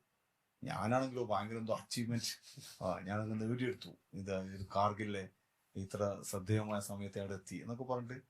അതിന്റെ ഇടയിൽ കാർഗിലിലെ ആശൂറ ഡീറ്റെയിൽ ആയിട്ട് എക്സ്പ്ലോർ ചെയ്യാൻ വേണ്ടി ശ്രമിക്കുന്ന സമയത്താണ് ഇപ്പുറത്ത് ഇങ്ങനത്തെ കമന്റുകൾ. നമ്മൾ മെന്റലി തളർന്നു. നമ്മളതിന് പകരം പിന്നെ ആ സമയത്ത് എല്ലാവരും ഒരേ പിന്നെ താല്പര്യമുള്ള ആൾക്കാരാണെങ്കിൽ അത് എക്സ്പ്ലോർ ചെയ്യും, എൻജോയ് ചെയ്യും. അതിന് പകരം ഒരാൾ വന്നിട്ട് എന്ത് കൂന്ത് കാണിക്കാൻ ഇവിടെ കൊണ്ടാന്ന് ചോദിച്ചാൽ തകർന്നു പോലോ. ഈ പ്രശ്നം ഉണ്ടാവും. നമ്മുടെ ഒരു എസ്തെറ്റിക് സെൻസ് ചിലപ്പം വർക്ക് ചെയ്യില്ല. ഇത് ഇപ്പോൾ ഇതേപോലെ തന്നെ കാശ്മീരിൽ ഒരു അനുഭവം വേറെ ഉണ്ടായിരുന്നു. ഞാനൊരു ഡിവൈഎസ്പി റാങ്കിലുള്ള ഒരാൾ എൻ്റെ കൂടെ യാത്ര ചെയ്തത് ഫാമിലി ആയിട്ട്. അപ്പോൾ ഞാൻ ആദ്യകാലത്താണ് 2010-11 സമയത്തായിരിക്കും. അപ്പോൾ ഈ ഗുൽമാർഗിലേക്ക് പോകുന്ന സമയത്ത് ഗുൽമാർഗിൽ എത്താനാകുമ്പോൾ നല്ല രസമുള്ള വാലീസ് ഉണ്ട്. അപ്പോൾ ഭയങ്കര സൈലന്റ് ആണ്. അന്ന് അത്രയൊന്നും ക്രൗഡും ഇല്ല. ഒരു വാലി, നല്ല രസമുള്ള വാലിയിൽ വളരെ സൈലന്റ് ആയ ഒരു സ്ഥലത്തെത്തിയപ്പോൾ ഞാൻ വണ്ടി നിർത്താൻ പറഞ്ഞു. എന്നിട്ട് എല്ലാവരോടും ഇറങ്ങാൻ പറഞ്ഞിട്ട് വണ്ടി ഇറങ്ങിയിട്ട് ഈ വാലിയിലൂടെ കുറച്ച് നടത്തിച്ചു. എന്നിട്ട് ഒരു ഹൈറ്റുള്ള സ്ഥലത്ത് താഴെ നോക്കിക്കഴിഞ്ഞാൽ വാലി കാണുന്ന രൂപത്തിൽ സ്ഥലത്ത് എത്തി. എന്നിട്ട് ഇരുത്തിയിട്ട് എല്ലാവരോടും നമ്മൾ സാധാരണ മെഡിറ്റേഷൻ ചെയ്യുന്ന പോലെ കണ്ണടച്ചിരുന്ന് ഒന്ന് പ്രകൃതിയെ ഒന്ന് ക്യാപ്ചർ ചെയ്യാൻ പറഞ്ഞു. അങ്ങനെ ആ എക്സസൈസ് മൊത്തം കഴിഞ്ഞിട്ട് വെച്ച് എങ്ങനെ ഉണ്ടായിരുന്നു. അപ്പൊ ചങ്ങായി ആ കൂട്ടത്തിലെ ഡിവൈഎസ്പി റാങ്കിലാണെന്ന് ചോദിച്ച് അതിപ്പോ മറ്റേ വയനാടൊക്കെ ഒന്ന് പറയുന്നുണ്ട്. ഞാൻ വിചാരിച്ചു ഇവരിപ്പോ ഇത് കണ്ട് ഇങ്ങനെ കാശ്മീരിന്റെ ഒരു സുഗന്ധം അന്ന് പിന്നെ ഈ എന്താ പറയുക ബഹളമില്ലാത്ത ഈ വളരെ സൈലന്റ് ആയിട്ടുള്ള അന്തരീക്ഷം മാത്രമല്ല, അതിൻ്റെ ഒരു പ്രകൃതിന്റെ സ്മെല്ലുണ്ടല്ലോ, പൊല്യൂട്ടഡ് അല്ലാത്ത, അതുപോലെ നമുക്ക് എൻജോയ് ചെയ്യാൻ പറ്റുന്നതായിരിക്കുന്നത്. ഒന്നും ആളെ പോലും കാണുന്നത്. പക്ഷെ ഒരാളോട് പറയുകയാണെങ്കിൽ ഇപ്പൊ വയനാട് ചുരം കയറുന്ന പറയണ്ട, ഇപ്പൊ എന്താ ഇത് സഹിക്കൂല. ഇത് സഹിക്കാതിരിക്കാൻ വേണ്ടി ഞാൻ ചെന്നാല് വേവ് ലെങ്ത് ഓക്കെ അല്ലെങ്കിൽ പരമാവധി കൂട്ടാണ്ടിരിക്കാം. നമ്മളെന്തായാലും കൊമേഴ്ഷ്യൽ ആയിട്ടല്ലല്ലോ ചെയ്യുന്നത്. അതല്ല, വേവ് ലെങ്ത് ഓക്കെ ആണെങ്കിൽ നമ്മൾ ഈ പറയുന്ന സാധനത്തെ റെസ്പെക്ട് ചെയ്യുന്ന ആളാണെങ്കിൽ ഏത് അപരിചിതനെയും കൂടെ കൂട്ടെ. ഇപ്പൊ എന്റെ കൂടെ അങ്ങനെ വരുന്ന യാത്രയിൽ വന്ന് പരിചയമായി വളരെ പിന്നെ ചങ്കായി മാറി ഇപ്പോഴും ബന്ധം പുലർത്തുന്ന ധാരാളം ആളുകളുണ്ട്. അവരെന്ന് പറഞ്ഞാൽ നമ്മൾ ഒരേ അഭിരുചിയുള്ള ആൾക്കാരാണെന്നുള്ളതാണ് എന്റെ കാര്യം. അഭിരുചി ഇല്ലാത്ത ആൾക്കാർ ഒരു ഡെമോക്രാറ്റിക് പെരുമാറണം. പക്ഷെ ഇത് ഞാൻ അതിനുവേണ്ടി കാണുന്നല്ല എന്നല്ലാണ്. അതുകൊണ്ടാണ് ഇത് കൊമേഴ്ഷ്യൽ ആക്കത്തുള്ളൂ. എന്നോട് പലരും ചോദിക്കണം നിങ്ങൾക്ക് ഇത് കച്ചവടമായി കൂടെ. കച്ചവടമാക്കിയ പ്രശ്നം നമ്മുടെ ഈ പാഷനിലെ ഈ ഇത്തരം ദുർവാശികൾ, സൈദ്ധാന്തിക വാശികളൊന്നും നമുക്ക് കൊണ്ടുനടക്കാൻ കഴിയില്ല. അത് കൊണ്ടുനടക്കണമെങ്കിൽ നമ്മളെ പ്രോപ്പർട്ടി ആയിട്ട് നമുക്ക് ഇഷ്ടമുള്ള വളരെ ലിമിറ്റഡ് സർക്കിളിൽ കൊണ്ടുപോകാം. അവരിലൂടെ കുറച്ച് ആൾക്കാർ സ്വാധീനിക്കപ്പെടുന്നുണ്ട്, പെട്ടോട്ടെ. കാരണം അന്നെങ്കിലത്തെ തോന്നിയെങ്കിലും പിന്നെ അതിനുശേഷം ഞങ്ങള് പരിചയപ്പെടുകയും കുറെ യാത്ര ഒരുമിച്ച് വന്നു. അപ്പോഴാണ് മനസ്സിലായത് ഇതിനൊക്കെ അതിന്റെ പിന്നിലൊരു സിദ്ധാന്തം ഉണ്ടായിരുന്നു എന്നുള്ള കാര്യം. അതാണ് ഞാൻ ഹബീസ് ഖാൻ സംസാരിക്കാൻ ഇരിക്കാനോ സജീദിനെ സംസാരിക്കാൻ പറ്റില്ല. അതാണ് നിങ്ങൾ ഹിമാലയ കുറെ എക്സ്പ്ലോർ ചെയ്തു. എന്താ ഹിമാലയ? അതുപോലെ തന്നെ ഈ നേരത്തെ പറഞ്ഞ മറ്റേ മുഹറം സമയത്തുള്ള ഈ ആശുറ സമയത്തുള്ള യാത്രകളെ, അത് ശരിക്കും പറഞ്ഞാൽ ഈ ലഡാക്ക് ഭാഗത്ത് ഭയങ്കര ആശുറവിനെ ഞാൻ കാണാൻ ഇവിടെയും പോയിട്ട് ലക്നൌവിൽ പോയി. ഇന്ത്യയിലെ ശരിക്കും ഷിയാക്കളുടെ ക്യാപിറ്റല് ലക്നൌ ആണ്, പ്രത്യേകിച്ച് മെയിൻലാൻഡില്. ലക്നൌ നെതുവേളില് നെതുവേൽ വേറെ പോയി നോമ്പിലിരിക്കാൻ ലക്നൌവിലിരിക്കാൻ നോമ്പിൽ പോയപ്പോ യാദൃശികമായി നമ്മളെപ്പോഴും പള്ളി തിരഞ്ഞെടുക്കുക അവിടുത്തെ ഏറ്റവും വലിയ പള്ളിയായിരിക്കും, അല്ലെങ്കിൽ ഐക്കണിക്ക പള്ളിയായിരിക്കും. ലക്നൗ ഐക്കണിക്ക പള്ളി ജമാ മസ്ജിദാണ്. ജമാ മസ്ജിദ് ഷിയാക്കളയിലാണ്. അപ്പൊ നമ്മള് അവിടെ പോയി ഇരുന്ന് നമുക്കിത് പെട്ടെന്ന് മനസ്സിലായില്ല. കുറച്ച് കഴിഞ്ഞ ആളുകൾ വന്നു തുടങ്ങി. നമ്മൾ നേരത്തെ അസറിനെ എത്തിയാണ്, അസർ കഴിഞ്ഞൂടെ എത്തി. നമ്മളവിടെ നിസ്കാരം കഴിഞ്ഞ് കുറച്ച് വിശ്രമിച്ച് കുറച്ച് കഴിഞ്ഞപ്പോൾ ആളുകൾ വന്നു തുടങ്ങുമ്പോഴാണ് ഇത് സിയാ പള്ളിയെന്ന് മനസ്സിലാകുന്നത്. പിന്നെ നമ്മൾ ചെയ്താലും അത് സിയാക്കളുടെ കൂടെ ഒരു ഇഫ്താർ നമ്മളൊന്ന് എൻജോയ് ചെയ്യണമെല്ലാം വെച്ചിട്ട് നമ്മളെ നാടിയിരുന്നു. അങ്ങനെ കുറച്ച് പിന്നെ ആളുകൾ വന്ന് മഗ്‌രിബിന് മുമ്പ് തന്നെ പ്ലേറ്റുകളൊക്കെ വിതരണം ചെയ്തു. എല്ലാവർക്കും ഓരോ പ്ലേറ്റ്. ആ പ്ലേറ്റിൽ ഫ്രൂട്ട്സും കട്ട് ഫ്രൂട്ടും ചെറിയ പിന്നെ ഇതൊക്കെ വിഭവങ്ങളൊക്കെ ഉണ്ട്. ഇത് തന്ന് പിന്നെ കുറച്ച് കഴിഞ്ഞ കൊണ്ട് ബാങ്ക് കൊടുക്കാനാകുമ്പോൾ എല്ലാവരും ഇത് എടുത്തിട്ട് സഫിലേക്ക് പോകും. അപ്പൊ നമ്മൾ സഫായിരുന്നു, ഇത് പള്ളി നിസ്കരിക്കുന്ന സഫായിരുന്നിട്ട് ഇത് കഴിക്കല്. അപ്പൊ ഒരു ഇമാമ വന്നിട്ട് കുറച്ച് നസീഹത്ത് നടത്തുന്നുണ്ട്. കുറച്ച് നേരം ബാങ്ക് കൊടുക്കുമ്പോൾ ആരും നോമ്പ് കുറിക്കുന്നില്ല. അപ്പൊ ഞാൻ അടുത്തയാളോട് ചോദിച്ചു, എന്താ കുറിക്കാത്തത്, സമയമായിട്ടില്ല. ഇവർ ഈ ഞാൻ മനസ്സിലാക്കിയതാണ്, പ്രഭാതം മുതൽ പ്രദോഷം എന്ന് പറയുന്നത് അക്ഷരാർത്ഥത്തിൽ അവർ ഫോളോ ചെയ്യുന്നുണ്ട്. എന്ന് പറഞ്ഞാൽ പ്രദോഷം എന്ന് പറഞ്ഞാൽ സൂര്യൻ അസ്തമിക്കണല്ലോ, അസ്തമിച്ചിട്ട് ആ കറുപ്പം കൊണ്ട് പോകുന്ന മഗ്‌രിബ് കളാവുന്ന സമയം ഇതാകുന്നവരെയാണ് അവരുടെ നോമ്പിന്റെ സമയം എന്നാണ് ഞാൻ മനസ്സിലാക്കുന്നത്. അപ്പൊ അവരതുവരെ നോമ്പ് മുറിച്ചില്ല. അപ്പൊ അവരെല്ലാവരും മഗ്‌രിബ് ബാങ്ക് കൊടുത്തു. അപ്പൊ ഞങ്ങളോട് പറഞ്ഞു, നിങ്ങള് സുന്നികളല്ലേ, നിങ്ങൾ നോമ്പ് മുറിച്ചോ, പ്രശ്നമാക്കണ്ട. പക്ഷെ ഞങ്ങൾ അവരുടെ സ്ഥലത്ത് പോയതുകൊണ്ട് അവരെ റെസ്പെക്ട് ചെയ്യുന്നതിനുമായിട്ട് മുറിക്കുന്നില്ല എന്ന് വെച്ചാൽ നമ്മൾ വെച്ചു. ഞങ്ങളിവിടെ മഗ്‌രിബ് സ്കെച്ചു കഴിഞ്ഞപ്പോൾ ഞങ്ങൾ ചോദിച്ചു ഇപ്പം മുറിക്കും, ഈ സിദ്ധാന്ത പ്രകാരം സമയമല്ലോ. പക്ഷെ ഇവർ മുറിക്കുന്നില്ല. കുറച്ചിനും കൂടി ഇവർ ജമ്മായിട്ട് ഇശാസ്കരിക്കുന്നു. അപ്പൊ പിന്നെ എന്നോട് ചങ്ങായിട്ട് പറഞ്ഞു, നിങ്ങൾ വെറുതെ വാശി പിടിക്കണ്ട, നിങ്ങൾ സുന്നികളല്ലേ, ഞങ്ങൾക്ക് ഇതിന് സിദ്ധാന്തം ഉണ്ട്, നിങ്ങൾ മുറിച്ചോന്ന് പറഞ്ഞാൽ ഞങ്ങൾ മുറിച്ചു. അപ്പൊ അന്ന് അത് കഴിഞ്ഞപ്പോ പിന്നെ ഇശാസ്കാരം കഴിഞ്ഞപ്പോ ജമ്മായിട്ട് നിസ്കാരം കഴിഞ്ഞിട്ട് ഇവർ പുറത്തുനിന്ന് ഞങ്ങൾ കൂടെ ഒക്കെ ഇരുന്ന് ഭക്ഷണം കഴിച്ചു. പിന്നെ ഞങ്ങൾ കുറേ വർത്തമാനം പറഞ്ഞു, പ്രത്യേകിച്ച് സുന്നി ഷിയ ഇന്ററാക്ഷൻ ഒക്കെ പറഞ്ഞു. അപ്പൊ ആ കൂട്ടത്തിൽ അവർ പറഞ്ഞു, ഇവിടെ നിങ്ങൾ ശരിക്കും വരണമെങ്കിൽ ആശൂറ സമയത്ത് വരണം. അപ്പോഴാണ് നിങ്ങൾ ഷിയ കമ്മ്യൂണിറ്റീന്റെ സ്ട്രെങ്ത്തും അവരുടെ കൾച്ചറും ഒക്കെ മനസ്സിലാക്കാൻ കഴിയുള്ളൂ. അപ്പൊ അന്ന് തീരുമാനിച്ചു നമ്മൾ അടുത്തേക്ക് വരണം. അവിടെ പോയപ്പോൾ അത് എന്താ പറയാ, ഒരു കാർഗിലിന് 2 ഇരട്ടി അല്ലെങ്കിൽ 3 ഇരട്ടി വലിപ്പമുള്ള വൻ ആഘോഷമാണ്. പ്രത്യേകിച്ച് അവിടെ ഈ ചോട്ടാ ഇമാംബാര, ബഡാ ഇമാംബാര എന്ന് പറഞ്ഞിട്ട് 2. പ്രത്യേകിച്ച് അവിടെ ഈ ആവാദ് നവാബുമാർ ഷിയ കമ്മ്യൂണിറ്റിയായിട്ട് നല്ല ബന്ധമുള്ള പിന്നെ കൾച്ചറായിരുന്നല്ലോ. അപ്പൊ അവരുണ്ടാക്കിയ ഇമാംബാരകൾ അവിടുത്തെ ഒരു പ്രധാനപ്പെട്ട കൾച്ചറൽ ക്യാപിറ്റലാണ്. അപ്പോൾ അവിടെ പിന്നെ പകൽ സമയത്ത് കുറെ ഈ പരിപാടികൾ ഉണ്ടാവും. അതിന് പുറമെ രാത്രി ആലം മുബാറക്ക് ഉണ്ടാവും. അത് ദൂരത്തുനിന്ന് വന്ന് വളരെ സമയമെടുത്തിട്ട് ഈ ഇമാംബാരന്റെ മുമ്പിലാണ് പിന്നെ ഒരു ദിവസം സമാപിക്കുക. ഇമാംബാര എന്ന് പറഞ്ഞാൽ ഈ ഷിയ കമ്മ്യൂണിറ്റിയുടെ കൾച്ചറൽ സെന്റർ.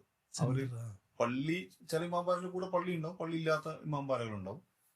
അവിടെ ആയിരിക്കും അവരുടെ സ്റ്റഡി ക്ലാസ്സുകളും മറ്റ് ഗ്യാതറിങ്ങുകളും ഒക്കെ നടക്കുന്ന ഒരു കൾച്ചറൽ സെന്റർ. നമ്മൾ ഇസ്ലാമിക് സെന്റർ എന്നൊക്കെ പറയുന്ന പോലത്തെ കൾച്ചറൽ സെന്റർ. പക്ഷെ അത് ഷിയ പിന്നെ കമ്മ്യൂണിറ്റിയിലെ ഒരു കൾച്ചറൽ ഗ്യാതറിംഗ് എന്നുള്ള അർത്ഥത്തിൽ എല്ലാ സന്ദർഭത്തിലും ഒരു പ്രധാനപ്പെട്ട പോയിന്റാണ്.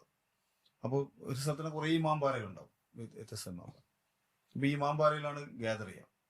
പിന്നെ അന്ന് നമ്മുടെ ഈ കൽബെ ജവാദ് ഉണ്ടല്ലോ, കൽബെ ജവാദ് ഇന്ത്യയിലെ ഷിയ കമ്മ്യൂണിറ്റിയിലെ ഒരു വിഭാഗത്തിന്റെ പ്രധാനപ്പെട്ട നേതാവാണ്. അദ്ദേഹം അവിടെ ഉണ്ടായിരുന്നു. അദ്ദേഹത്തോട് നമ്മൾ സംസാരിക്കുകയൊക്കെ ചെയ്യാനുള്ള അവസരമൊക്കെ കിട്ടിയിരുന്നു. അങ്ങനെ ഈ ഷിയ കമ്മ്യൂണിറ്റിയോട് എൻഗേജ് ചെയ്യുക, അതേപോലെ തന്നെ ആശൂറ അനുഭവിക്കുക എന്നുള്ളത് ഈ കാർഗിലിൽ അന്ന് തന്ന സ്പാർക്ക്. പിന്നെ നേരത്തെ പറഞ്ഞ ഡീറ്റെയിൽ പോയി മാക്സിമം അതിലേക്ക് ഇറങ്ങിച്ചെല്ലാൻ ശ്രമിച്ചിരുന്നു. ഒരു സഞ്ചാരി എന്നുള്ള അർത്ഥത്തിലാണ്. ഇതിലൊക്കെ നിങ്ങൾ സുന്നി ഷിയ തരത്തിലേക്ക് ഈ ചർച്ച കൊണ്ടുപോയിക്കഴിഞ്ഞാൽ പ്രശ്നമുണ്ടോ. നമ്മള് സഞ്ചാരി എന്നുള്ള അർത്ഥത്തിൽ നമ്മുടെ എല്ലാ പിന്നെ അവാന്തര വിഭാഗങ്ങളിലേക്കും അതേപോലെ തന്നെ അതിന്റെ കൾച്ചറിലേക്കും അതിന്റെ വിശ്വാസത്തിലേക്കും അതിന്റെ റിയാലിറ്റിയിലേക്കൊക്കെ ഇറങ്ങിച്ചെല്ലുക, അതിൽ നിന്ന് ലേൺ ചെയ്യുക എന്നുള്ളതാണ്. അതിന് സംഭവിക്കുന്ന ഒരു ഓപ്പണിംഗ് ഉണ്ടല്ലോ, മനസ്സിന് കിട്ടുന്ന ഒരു ഓപ്പണിംഗ്. സ്വാഭാവികമായിട്ടും മറ്റുള്ളവരെ റെസ്പെക്ട് ചെയ്യാനും മറ്റുള്ളവരെ എന്താണ് അവിടെ നടക്കുന്നതെന്ന് മനസ്സിലാക്കാനും ശ്രമിക്കുന്ന ഒരു മെന്റാലിറ്റി ഉണ്ടാവും എന്നുള്ളതാണ്. ഈ ഇതേപോലെ തന്നെ ലഡാക്കിലുള്ള ഒരുതാണ്. ഞാനും ലക്നൌവിൽ ഞാൻ പോയിട്ടില്ലെങ്കിലും ലഡാക്കില് ഇതേപോലെ ആശുറ ദിവസത്തിന്റെ ഒരു ദിവസം പോയപ്പോഴേക്കും ഉണ്ടായ ഇതൊക്കെ ഭയങ്കരമാണ്. ഒരുപാട് ആളുകള് അവരുടെ ആ ഘോഷയാത്രന്റെ ഇടയിലൊക്കെ ഉള്ള ആ സോങ് ഒക്കെ പോലും ഭയങ്കര ടച്ചിങ് ആണ്. ഭയങ്കരമായിട്ട് ഭയങ്കര പൊളിറ്റിക്കലാണ്. ഫലസ്തീൻ വരും, നീതി വരും. ഫലസ്തീൻ ഇങ്ങനത്തെ സാധാരണഗതിയിൽ ഒരു മതചടങ്ങിൽ പ്രത്യക്ഷത്തിൽ കാണാത്ത എല്ലാ എലമെന്റുകളിലും വരും. ഹുസൈന്റെ വേദന തിരിച്ചെത്തിക്കാണ്. അതിൽ തന്നെ നമ്മള് ഈ സുന്നി വിഭാഗത്തിലുള്ള പോലെ തന്നെ വ്യത്യസ്ത ധാരകളുണ്ട്. ഇപ്പം സാധാരണ നമ്മൾ മുഹറത്തെ കുറിച്ച് പറയാം, ശരീരത്തിൽ വേദനിപ്പിച്ച് അതില് രക്തം ചീന്തുന്ന ആളുകളുണ്ട്. ഇപ്പൊ രക്തം ചീന്താത്ത കമ്മ്യൂണിറ്റി ഷിയ വിഭാഗങ്ങളുണ്ട്. ഈ ആ. ആലം മുബാറക്കിൽ രക്തം ചീന്തൂല അവര്. ഇപ്പൊ കാർഗിൽ തന്നെ ശരിക്ക് ഈ ആലം മുബാറക്ക് രണ്ടെണ്ണം നടക്കും. പിന്നെ ഒന്ന് അവിടുത്തെ പിന്നെ ഇമാം കുമൈനി ട്രസ്റ്റിന്റെ നേതൃത്വത്തിലുള്ള ഒരു വിഭാഗം നടക്കും. ഇമാം കുമൈനി ട്രസ്റ്റ് അടുത്ത് വളരെ ഭയങ്കര ജനകീയമായിട്ടുള്ള ഒരു മൂവ്മെന്റ് ആണ്. അത് ശരിക്കും നമ്മൾ കുമൈനിയുടെ രക്തസാക്ഷിത്വത്തിന്റെ സമയത്ത് അതിനെ തുടർന്നുണ്ടായ പിന്നെ സാധനമാണ്. അതിനുശേഷം പിന്നെ അതിനോട് ചേർന്ന് തന്നെ വളരെ ദൂരമില്ലാതെ തന്നെ അവിടെ ഒരു ഇസ്ലാമിയ പിന്നെ സ്കൂളിനോ ഇസ്ലാമിയ ട്രസ്റ്റ് എന്ന് പറഞ്ഞിട്ട് ഒരു വിങ് ഉണ്ട്. ഇസ്ലാമിയ ട്രസ്റ്റ് ശരീരത്തിൽ മുറിവൊക്കെ ഏൽപ്പിച്ച് രക്തം ചീന്തി റോഡിലൊക്കെ രക്താക്കി അത് പിന്നെ കഴുകാനൊക്കെ വളണ്ടിയർമാരൊക്കെ നിശ്ചയിച്ചിട്ടുള്ളൊരു യാത്രയാണ് നടക്കുക. എന്നാൽ ഇപ്പുറത്ത് ഇവര് ഇമാം കുമൈനി ട്രസ്റ്റിന്റെ വളണ്ടിയേഴ്സ് രക്തം ചീന്തൂല. അതിന് പകരം ആ രക്തം അവർ പ്രതീകാത്മകമായി അന്ന് ഡൊണേറ്റ് ചെയ്യും. അതിന് ഡൊണേഷൻ കൗണ്ടറുകൾ തെരുവിലും പിന്നെ ഇവരുടെ സെന്ററിലൊക്കെ സ്ഥാപിച്ചു വെച്ചിട്ടുണ്ടാവും. അവർ കുറച്ചുകൂടി പൊളിറ്റിക്കലാണ് എന്ന് മാത്രമല്ല കുറച്ചുകൂടി അവര് പിന്നെ ഈ സോഷ്യൽ എഞ്ചിനീയറിംഗ് ശ്രദ്ധിക്കുന്ന ആളുകളാണ്. അവർക്ക് വുമൺസ് വിങ് ഉണ്ട്, എഡ്യൂക്കേഷൻ പ്രത്യേകം പദ്ധതികളുണ്ട്, ജനസേവന പദ്ധതികളുണ്ട്, മീഡിയ പ്രവർത്തനങ്ങളുണ്ട്. കുറച്ചും കൂടി ഒരു പിന്നെ എന്താ പറയാ വിമോചന നവോത്ഥാന ശ്രമങ്ങൾ നടത്തുന്ന വിഭാഗമായിട്ട് പോകുന്നുണ്ട്. ഇപ്പൊ ഇങ്ങനെ വ്യത്യസ്ത ധാരകളിലുണ്ട്. ഡീപ്പായിട്ട് നമ്മൾ പോകുമ്പോൾ കൂടുതൽ അറിയാൻ പറ്റും. എല്ലാം അറിയാൻ പറ്റും. അല്ല, ഈ നോർത്ത് ഇന്ത്യയിലൊക്കെ ട്രാവൽ ചെയ്യുമ്പോൾ ഇങ്ങനെ എടുങ്ങാറൊന്നുമില്ല. ഇപ്പോൾ എസ്പെഷ്യലി ഈ അടുത്ത കാലത്തായിട്ട് ഈ BJP പവറിന് ശേഷം കുറെ മുസ്ലിം വംശഹത്യകൾ നടന്നുകൊണ്ടിരിക്കുക. ഇപ്പോൾ ഈവൻ ഹാഫിദ് ജുനീദ് യാത്ര ചെയ്യുമ്പോഴാണ് ഷഹീദായിട്ടുള്ളത്. ഇപ്പം ആസ് എ മുസ്ലിം യാത്ര ചെയ്യുമ്പോൾ നോർത്ത് ഇന്ത്യയിൽ ബുദ്ധിമുട്ടൊന്നും ഉണ്ടാവില്ലേ? അതുണ്ട് യഥാർത്ഥത്തില്. അപ്പൊ ഞാൻ എൻ്റെ ജീവിതത്തിൽ ഒരിക്കലും യാത്ര പിന്നെ അനുഭവം പറയുമ്പോൾ മറക്കാൻ പറ്റാത്ത സംഭവം ആസാമിലെ ഈ കൊക്രജാറിൽ ഈ ബോഡോ കലാപം നടക്കുന്ന സമയത്ത് 2012 നമ്മൾ യാത്ര നടത്തിയിരുന്നു. ഈ ബോഡോ കലാപം നടക്കുന്ന പ്രദേശങ്ങളിലൂടെയുള്ള യാത്രയാണ്. അപ്പൊ ആ യാത്രയിൽ നമ്മൾ അനുഭവിച്ച കുറെ സങ്കീർണത ഉണ്ടായിരുന്നു. അതാണ് ശരിക്കും എൻ്റെ ആ അർത്ഥത്തിൽ അനുഭവം ആരംഭിക്കുന്ന സ്ഥലം. ഈ 2008-12 സംഭവം. ഇപ്പൊ ബോഡോ കലാപം നിങ്ങൾക്ക് അറിയണം, ഞാൻ വിശദീകരിക്കണല്ലോ. അപ്പോൾ ആസാമിലെ അങ്ങനത്തെ ഒരു പാരമ്പര്യമുള്ള സ്ഥലമാണ്. നെല്ലി വംശഹത്യ നടന്ന പിന്നെ ബോഡോ കലാപത്തിലും യഥാർത്ഥത്തിൽ ഇരയാക്കപ്പെടുന്നതിലും ഭൂരിഭാഗം മുസ്ലിങ്ങൾ തന്നെയാണ്. അപ്പോൾ അങ്ങനെ സങ്കീർണമായ സ്ഥലത്തേക്ക് നമ്മൾ പോകുമ്പോൾ നമ്മൾ യാത്രയിൽ ഏകദേശം ഒരു കൊൽക്കത്ത കഴിഞ്ഞത് മുതൽ നമ്മുടെ യാത്രയിൽ ഭയങ്കര ട്വിസ്റ്റ് ഉണ്ടായിരുന്നു. അത് ഇവിടുന്ന് പോകുമ്പോൾ ചിലർ പറഞ്ഞിരുന്നു നിങ്ങൾ പോണ്ട ആ സമയത്ത്. അപ്പൊ ഞങ്ങളാണെങ്കിൽ അന്ന് വിഷന്റെ പ്രൊജക്ട് വിഷൻ 2016 പ്രൊജക്ടിന്റെ ഭാഗമായി ആണ് യാത്ര പോകുന്നത്. എന്ന് പറഞ്ഞാൽ പ്രൊജക്ടിന്റെ ഒരു NGO നടത്തുന്ന ഒരു യാത്ര എന്നുള്ള അർത്ഥത്തിൽ. അപ്പോൾ പത്രത്തിൽ പരസ്യം കൊടുത്തിട്ടാണ് നമ്മൾ ആളുകളെ അസംബിൾ ചെയ്യുന്നത്. അപ്പോൾ ഏതൊക്കെയോ ആളുകളാണ് ഇതിൽ വരുന്നത് താല്പര്യമുള്ള. അതിൽ അധ്യാപകരുണ്ട്, ജേർണലിസ്റ്റുകളുണ്ട്, ലോയേഴ്സ് ഉണ്ട്, സിനിമാ പ്രവർത്തകരുണ്ട്, അങ്ങനെ കുറെ ആളുകൾ അതിലുണ്ടായിരുന്നു. നമ്മളെ മുസ്ലിം പരാരി പോലത്തെ ആളുകളൊക്കെ അന്നുണ്ടായിരുന്നു. M നൗഷാദ് അവരൊക്കെ ആ യാത്രയിൽ ഉണ്ടായിരുന്ന ആളുകളാണ്. മീഡിയ വണിലെ മുജീബ് ആക്കോട്, ഇങ്ങനെ കുറെ നല്ലൊരു ടീം ഉണ്ടായിരുന്നു. അപ്പോൾ കൊൽക്കത്ത കഴിഞ്ഞപ്പോൾ നമ്മൾ യാത്ര വരുന്ന കാര്യം എവിടുന്നോ അവരറിഞ്ഞു. അതായത് ഗവൺമെന്റ് അറിയാൻ ഇതൊന്നും നമ്മൾ നോട്ടീസ് കൊടുത്ത് വരുന്നതാണ്. നമ്മളതിൽ എല്ലാവർക്കും ബാഡ്ജ് ഉണ്ട്, റെയിൽവേ ബുക്ക് ചെയ്ത് നമ്മൾ അങ്ങനെ വളരെ സുതാര്യമായ യാത്രയാണ്. പക്ഷെ ഇതങ്ങനെ അറിഞ്ഞ് ഒരു പിന്നെ ന്യൂ ജൽപഗിരി എന്ന് പറഞ്ഞ സ്ഥലമുണ്ട്. ശരിക്കും ഈ ബംഗാളിലെ മെയിൻലാൻഡിൽ നിന്ന് ഈ നോർത്ത് ഈസ്റ്റിനെ കണക്ട് ചെയ്യുന്ന, നമ്മൾ മാപ്പിലേക്ക് നോക്കിയാണെങ്കിൽ ഇങ്ങനെ ഒരു ചെറിയൊരു നാരോ പോലത്തെ ഒരു ഏരിയ ഉണ്ടാവില്ല, ഒരു സിക്കിമിലേക്ക് ഇങ്ങനെ പൊന്തിക്കുന്ന ഒരു കോമ്പോസസ് ആണ്. ആ ഏരിയ ആണ് ശരിക്കും. അവിടെ എത്തുമ്പോൾ നമ്മുടെ കമ്പാർട്ട്മെന്റിലേക്ക് എസ്പോറിലേക്ക് കുറെ പട്ടാളക്കാർ കയറി നമ്മൾ വിചാരിച്ച് ആ ഭാഗത്തേക്ക് യാത്രയിലൊക്കെ സാധാരണ ഉണ്ടാകാൻ സാധ്യതയുണ്ടല്ലോ വെച്ചാൽ നമ്മൾ മൈൻഡ് ചെയ്തില്ല. പിന്നെ നോക്കുമ്പോൾ ഇവര് ഓരോരുത്തരും പിന്നെ വാതിലിനടുത്ത് നിൽക്കുകയാണ്. ഈ 4 വാതിലിനടുത്തും പട്ടാളക്കാരാണ്. അപ്പോഴും നമ്മളതിൽ അസ്വാഭാവികമൊന്നും തോന്നിയില്ല. കുറച്ച് നേരം അപ്പുറത്തെ കമ്പാർട്ട്മെന്റിൽ പോയ ആള് തിരിച്ചു വന്നപ്പോൾ നമ്മുടെ കൂട്ടത്തിൽ ആളുകളാണ് നമ്മളെ കമ്പാർട്ട്മെന്റിൽ മാത്രമേ ഇതുള്ളൂ എന്ന് പറഞ്ഞാൽ നമ്മൾ ടാർഗറ്റ്. അപ്പോൾ നമ്മൾ ശമ്പളം തെറ്റും ചെയ്തില്ല, എന്താ പ്രശ്നം എന്ന് വെച്ചു. കുറച്ച് കഴിഞ്ഞപ്പോൾ അലിപുർദാർ എന്നുള്ള സ്ഥലത്തെത്തി. അലിപുർദാർ എത്തിയപ്പം വണ്ടിയാണ് നിർത്തിയിട്ട് ചാനലുകാർ വന്നിട്ട് നമ്മളെ തലങ്ങും വിലങ്ങും വിഷ്വലൈസ് ചെയ്യുന്നു.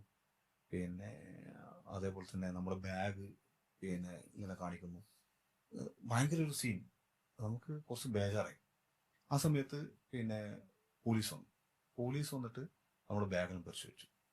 അപ്പോൾ കുറച്ച് കഴിഞ്ഞപ്പോൾ ഒന്നുമില്ല വന്നിട്ട് അന്ന് പോയിക്കൊന്നിട്ട് വണ്ടി മൂവ് ചെയ്ത്. ഈ സമയത്ത് നമ്മളിങ്ങനെ ആളുകൾ നോക്കുകയാണ്, നമ്മൾ എന്താണ് സംഭവം, നമുക്ക് തിരിയുന്നത് എന്താണ്. കുറച്ച് കഴിഞ്ഞപ്പോൾ ആ സമയത്ത് ഡോക്യുമെന്ററി നിർമ്മാണത്തിന്റെ ഭാഗമായി എൻ്റെ ഓർമ്മ ശരിയാണെങ്കിൽ മാജിദ എന്നുണ്ടോ, തിരുവനന്തപുരത്ത് മാജിദ എൻ്റെ ഓർമ്മ, എൻ്റെ സുഹൃത്ത് അവിടെ ഉണ്ടായിരുന്നു ആസാമിൽ നിന്ന് ചങ്ങായിനെ വിളിച്ചിട്ടാണ് ഇവിടെ ഫർമീസ് നിങ്ങളെ കുറിച്ച് ഇവിടെ ഭയങ്കര വിഷ്വൽ മീഡിയയിലൊക്കെ ഭയങ്കര വാർത്ത വരുന്നുണ്ട്, നിങ്ങളൊക്കെ മുഖം കാണിക്കുന്നുണ്ട്, എന്നിട്ട് കേരളത്തിൽ നിന്നുള്ള ഭീകരവാദികൾ വരുന്നു എന്ന രൂപത്തിലേക്കുള്ള വാർത്തയാണ് വരുന്നതാണ്. അപ്പോൾ ഇത് കേട്ടോടുകൂടി ഞങ്ങൾ ആകെ ബേജാറായി. പിന്നെ അലിപ്പുർദാറിന് കുറച്ചങ്ങോട്ട് പോയി എനിക്കൊന്ന് കൊക്കർജാറോ ഓടിയെത്ത സമയത്ത് വണ്ടി നിർത്തിയപ്പോൾ അവിടുത്തെ സ്ഥലം SP വന്നു. ഞങ്ങളെല്ലാവരും പുറത്തിറക്കി ഒരു വൻ പരിശോധന. വണ്ടി അവിടെ പിടിച്ചിട്ടു, വണ്ടി പോകണ്ട എന്നുള്ള അർത്ഥത്തിൽ പിടിച്ചിട്ട് ഞങ്ങളെല്ലാവരും പരിശോധിച്ചു. ആ പരിശോധിച്ചൊരു ട്വിസ്റ്റ് ഉണ്ടായിരുന്നു. എന്ന് പറഞ്ഞാൽ ആ കൂട്ടത്തിൽ ഒരു മുസ്ലിം അല്ലാത്ത ഒരു പയ്യനുണ്ടായിരുന്നു. ഓനെ ഒറ്റക്ക് പിന്നെ SP വിളിച്ചിട്ട് വെച്ചു, നീ എന്തിനാണ് ഈ ഭീകരവാദികളോട് യാത്ര ചെയ്തത്? അവനെ മാത്രം വിളിച്ചിട്ട്. അപ്പോൾ ഓൻ്റെ കഴുത്തിലും ഈ പിന്നെ ബാഡ്ജാണുള്ളത്, നമ്മുടെ കഴുത്തിൽ ബാഡ്ജുള്ളത്, നമ്മളൊക്കെ പോകുന്ന ഒരേ സ്ഥാനത്തിനാണ്. അങ്ങനെ കുറെ സംസാരിച്ച് ലാസ്റ്റ് നിങ്ങൾ കയറിക്കോ, ബാക്കി ഞാൻ ചെയ്തോളാം എന്നുള്ള എന്തോ ഒരു മെസ്സേജ് എനിക്കൊന്നും പറഞ്ഞാൽ മനസ്സിലായിട്ടില്ല. ഞങ്ങൾ തിരിച്ച് വണ്ടി തന്നെ കയറ്റി. ആ സമയത്തൊക്കെ വണ്ടിയാണെങ്കിൽ നിർത്തുകയാണ് നമുക്ക് വേണ്ടിയിട്ട്. തിരിച്ച് പിറ്റേന്ന് രാവിലെ ഗോഹട്ടി റെയിൽവേ സ്റ്റേഷനിൽ എത്തുമ്പോൾ ഒരു വലിയ പട 10-50 പോലീസ് ഞങ്ങളെ കാത്തിരിക്കുന്നു. ഞങ്ങളെ സ്വീകരിക്കുന്നു നേരെ റെയിൽവേ പോലീസ് സ്റ്റേഷനിലേക്ക്, RPFന്റെ കേന്ദ്രത്തിലേക്ക് കൊണ്ടുപോയി അവിടെ ഇരുത്തി. എന്താണെന്നും പറയുന്നില്ല, നിങ്ങളെവിടെയും പോകണ്ടെന്ന് പറഞ്ഞു. അങ്ങനെ ആ സമയത്ത് വന്ന് പിന്നെ നമ്മുടെ ഡീറ്റെയിൽസ് എത്തിച്ചു വെക്കാൻ പറയും. അതൊക്കെ ഓരോ വിറ്റുണ്ട്, നല്ല രസമുള്ള തമാശ ഉണ്ട്. അതിൽ ഞങ്ങളുടെ കൂടെ ഈ ക്യാമറാമാൻ അജീബ് കോമാച്ചിയുണ്ട്, പോലെ പ്രധാനപ്പെട്ട ഒരു അറിയിരിക്കും. അജീബിന്റെ മോൻ അഖിലുണ്ട്. അപ്പോൾ ഓരോരുത്തരും പേര് കിട്ടുന്ന സമയത്ത് ഇവർക്ക് മതവും കിട്ടണം. അപ്പൊ എന്റെ പേരൊക്കെ വേണ്ടത് മുഹമ്മദ് ഫർമീസ് ആണ് പേര്, PBM എന്നല്ല, രേഖ മുഹമ്മദാണ്. അപ്പൊ വേറെ റിലീജിയൻ കിട്ടും. അപ്പൊ അഖിലിനെ വിളിച്ചിട്ട് അഖിലിന്റെ പേരെന്താ അഖിൽ, വീട്ടുപേരെന്താ കോമാച്ചി. ഇത് രണ്ടും കേട്ടിട്ട് ആൾക്ക് മനസ്സിലാവുന്നില്ല. ഇത് പിന്നെ അച്ഛന്റെ പേരെന്താ അജീബ്, ലാസ്റ്റ് എന്റെ മതം എന്താ. ഇങ്ങനെ നേർക്കുനേരം മതം ചോദിച്ചതിനാണ് പരിപാടി. അതിന്റെ അവസാന ഘട്ടത്തിൽ നമ്മൾ അവിടുന്ന് പിന്നെ അവിടുത്തെ പോലീസ് സ്റ്റേഷനിലേക്ക് മാറ്റി. പിന്നെ റെയിൽവേന്റെ അടുത്ത് പോലീസ് സ്റ്റേഷനിലേക്ക് നമ്മൾ മാറ്റി. എന്നിട്ടോ നിങ്ങൾ പോകാൻ പറ്റില്ല എന്ന് പറഞ്ഞു. ആ സമയത്ത് ഒരു വളരെ നാടകീയമായി ഒരു ക്ലീൻ ഷേവ് ഒക്കെ ഇട്ട ഒരു ഇൻസൈഡൊക്കെ ചെയ്തൊരു പയ്യൻ വന്നിട്ട് ഞങ്ങൾ പരിചയപ്പെട്ടു. ഞാൻ ജമിയത്തുൽ ഉലമാ ഹിന്ദിന്റെ പ്രവർത്തകനാണ്. എനിക്ക് ഇത് കേട്ടപ്പോൾ തന്നെ ഒരു ജമിയത്തുൽ ഉലമാ ഹിന്ദിന്റെ ഒരു പ്രവർത്തകൻ അല്ലെങ്കിൽ കാഡർ എങ്ങനെയായിരിക്കും എന്നുള്ളത് ഒരു ഉത്തരേന്ത്യൻ പിന്നെ ഒരു ആസാം പശ്ചാത്തലത്തിൽ എങ്ങനെയൊക്കെ നമുക്ക് ആലോചിക്കാവുന്നതേ അങ്ങനെ കണ്ടതിൽ അങ്ങനെ തോന്നില്ല. അപ്പോൾ പിന്നെ പറഞ്ഞു, എൻ്റെ കുറച്ച് ഞങ്ങളെ സംഘടന കളക്ട് ചെയ്ത കുറച്ച് മെറ്റീരിയൽ ഉണ്ട്, നിങ്ങൾ ഈ കൊക്കജാറിലെ ഈ ദുരന്തബാധിത പ്രദേശത്ത് കൊടുക്കുക വെച്ചു. ഇത് മറ്റൊരു മണ്ടത്തരം, കുറച്ച് വിവരമുള്ള ആൾക്കാരെ ഇങ്ങനത്തെ പണിക്കാരുണ്ട്. ഓരോ പ്രശ്നം എന്ന് പറഞ്ഞാൽ ഈ കേരളത്തിൽ നിന്ന് വന്ന കൊക്കജാർ എവിടെയെന്ന് അറിയാത്ത എന്നോട് ആസാമിലെ ജമിയത്തുൽ ഉലമാ ഹിന്ദ് എന്ന് പറയുന്ന സജീവ ജനകീയ പ്രസ്ഥാനത്തിന്റെ ഒരു പ്രവർത്തകൻ വന്നിട്ട് പറയുകയാണ്, ഞങ്ങളുടെ കയ്യിൽ സാധനം നിങ്ങൾ ഇത് കൊണ്ടുകൊടുക്കുക. വിവരക്കേടാണല്ലോ. ഞാൻ നമ്മളെ കൂടെ സുഹൃത്ത് നദീറുണ്ട്, ഞങ്ങൾ രണ്ടാളും കൂടി പറഞ്ഞു, നിങ്ങൾ സംഭവം ആരാന്ന് പറഞ്ഞേക്ക്. എനിക്ക് മനസ്സിലായി സംഭവം DYSP റാങ്കിലുള്ള ഒരു പിന്നെ ഉദ്യോഗസ്ഥനാണ്, IB എന്നേ മനസ്സിലാക്കുന്നത്. അതുപോലെ അത് ലാസ്റ്റ് വെളിപ്പെടുത്തി ആണെന്ന് വെച്ചു. പിന്നെ അങ്ങോട്ട് നിങ്ങൾ പോകാൻ പറ്റില്ല എന്ന് പറഞ്ഞു. പിന്നെ കുറെ എന്താ പറയാ രസകരമായ സാധനങ്ങൾ പിന്നെ ഞങ്ങളെ മെറ്റീരിയൽ മൊത്തം പരിശോധിക്കുന്ന കൂട്ടത്തിൽ എൻ്റെ സുഹൃത്ത് നദീറിന്റെ ലാപ്ടോപ്പ് പരിശോധിച്ചു. അപ്പൊ ലാപ്ടോപ്പിൽ ഭയങ്കര വിറ്റാണ്. ലാപ്ടോപ്പിൽ അദ്ദേഹം ഈ ഡൗൺലോഡ്സ് ഫയൽ നോക്കുന്ന സമയത്ത് അതിൽ ഒരു പാകിസ്ഥാനിന്റെ CV. അപ്പൊ ഇവന് ആ സമയത്ത് നദീർ ആ സമയത്ത് ഗൾഫിൽ ഒരു IT കമ്പനി നടത്തിയിരുന്ന ആളാണ്. ഓന്റെ കമ്പ്യൂട്ടറിൽ ആ സമയത്ത് ഏതോ പിന്നെ ഗൾഫിലേക്ക് ആളുകളെ കോൾ ഫോർ ചെയ്ത സമയത്ത് വന്ന CV ആണ്. അപ്പൊ നീ എന്തിനാണ് പാകിസ്ഥാനിന്റെ ബന്ധം എന്താണ് അതിന്റെ മുകളിൽ കുറെ കൂടി. പിന്നെ നമ്മളെ ഈ ഇവന്റെ അടുത്ത് ഈ ബുക്കുള്ള സമയത്ത് ഈച്ചറവാര്യയുടെ ഒരു ആത്മകഥയോ അങ്ങനെ ഏതോ അതിന്റെ ഇംഗ്ലീഷ് ബുക്കോ അങ്ങനെ എന്തോ ഒരു ബുക്ക് എനിക്ക് കൃത്യമായിട്ട് ഓർമ്മയില്ല.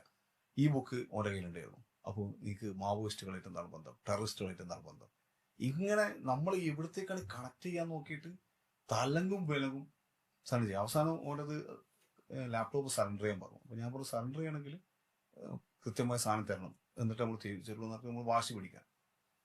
സംഗതി ഞങ്ങൾ കയ്യിൽ നിന്ന് പോകുന്നുണ്ടെന്ന് മനസ്സിലാക്കിയപ്പം അവസാന ഘട്ടത്തിൽ ഞങ്ങളന്ന് സദീഖ് സാഹിബ് ഉണ്ടായിരുന്നു. മൂപ്പര കൂടി ആശീർവാദത്തോടു കൂടി നടക്കുന്ന യാത്രയാണ്. മൂപ്പര നമ്മൾ വിളിച്ചിട്ട് പോകും, സംഗതി ഞങ്ങളെ കയ്യിൽ നിന്ന് പോകും, അകത്തായ ചിലപ്പോൾ പുറത്തിറങ്ങാൻ കഴിയില്ല. ഞങ്ങളെന്താ തെറ്റിയത്, ഒന്നും ചെയ്തിട്ടില്ല. ഞങ്ങളൊരു യാത്ര പോയി, വളരെ സുതാര്യമാണ്, ബുക്ക് ചെയ്തിട്ടാണ് പോകുന്നത്. അവർക്ക് പോയി നിങ്ങൾ പോകണ്ടെന്ന് പറയാം. ഞങ്ങളിങ്ങനെ കയറി തലങ്ങും വിലങ്ങാക്കി ഞങ്ങളവിടെ ഒരു ദിവസം അവിടെ പിടിച്ചിട്ടു. അപ്പോൾ സദീഖ് സാഹിബ് ആ സമയത്ത് അവിടുത്തെ AUDF ആസാം പിന്നെ AUDFന്റെ നേതാക്കന്മാരെയും അവിടുത്തെ PCC നേതാക്കന്മാരെയും കോൺഗ്രസിന്റെ നേതാക്കന്മാരെയും അദ്ദേഹം ഡൽഹി ബേസിൽ നിന്ന് വിളിച്ചു. അങ്ങനെ അവരവിടെ വന്നു. നമ്മളെ ക്യാമ്പസിൽ വന്നിട്ട് നമ്മളവിടുന്ന് റിലീസ് ചെയ്യാണ് ചെയ്തത്. അതായത് റിലീസ് ചെയ്യുന്ന പറഞ്ഞാൽ അവരാണ് പ്രശ്നം ഉണ്ടാക്കി, പൊളിറ്റിക്കൽ ഇഷ്യൂ ഉണ്ടാക്കും, പത്രസമ്മേളനം നടത്തും എന്നൊക്കെ പറഞ്ഞ് ബാടുണ്ടാക്കിയപ്പോൾ ലാസ്റ്റ് കോംപ്രമൈസ് ചർച്ച, അവർ നടത്തിയ കോംപ്രമൈസ് ചർച്ചയുടെ ഭാഗമായി ഞങ്ങളെ പോലീസിന്റെ അനുമതിയോടുകൂടി കൊണ്ടുപോകാം ഈ സ്ഥലത്ത് നടത്തി ഞങ്ങളെ ലാസ്റ്റ് കൊണ്ടുപോയി. പക്ഷെ പോലീസ് ഞങ്ങളുടെ കൂടെ ഉണ്ടായിരുന്നു. അങ്ങനെ അനുഭവമായിരുന്നു അത്.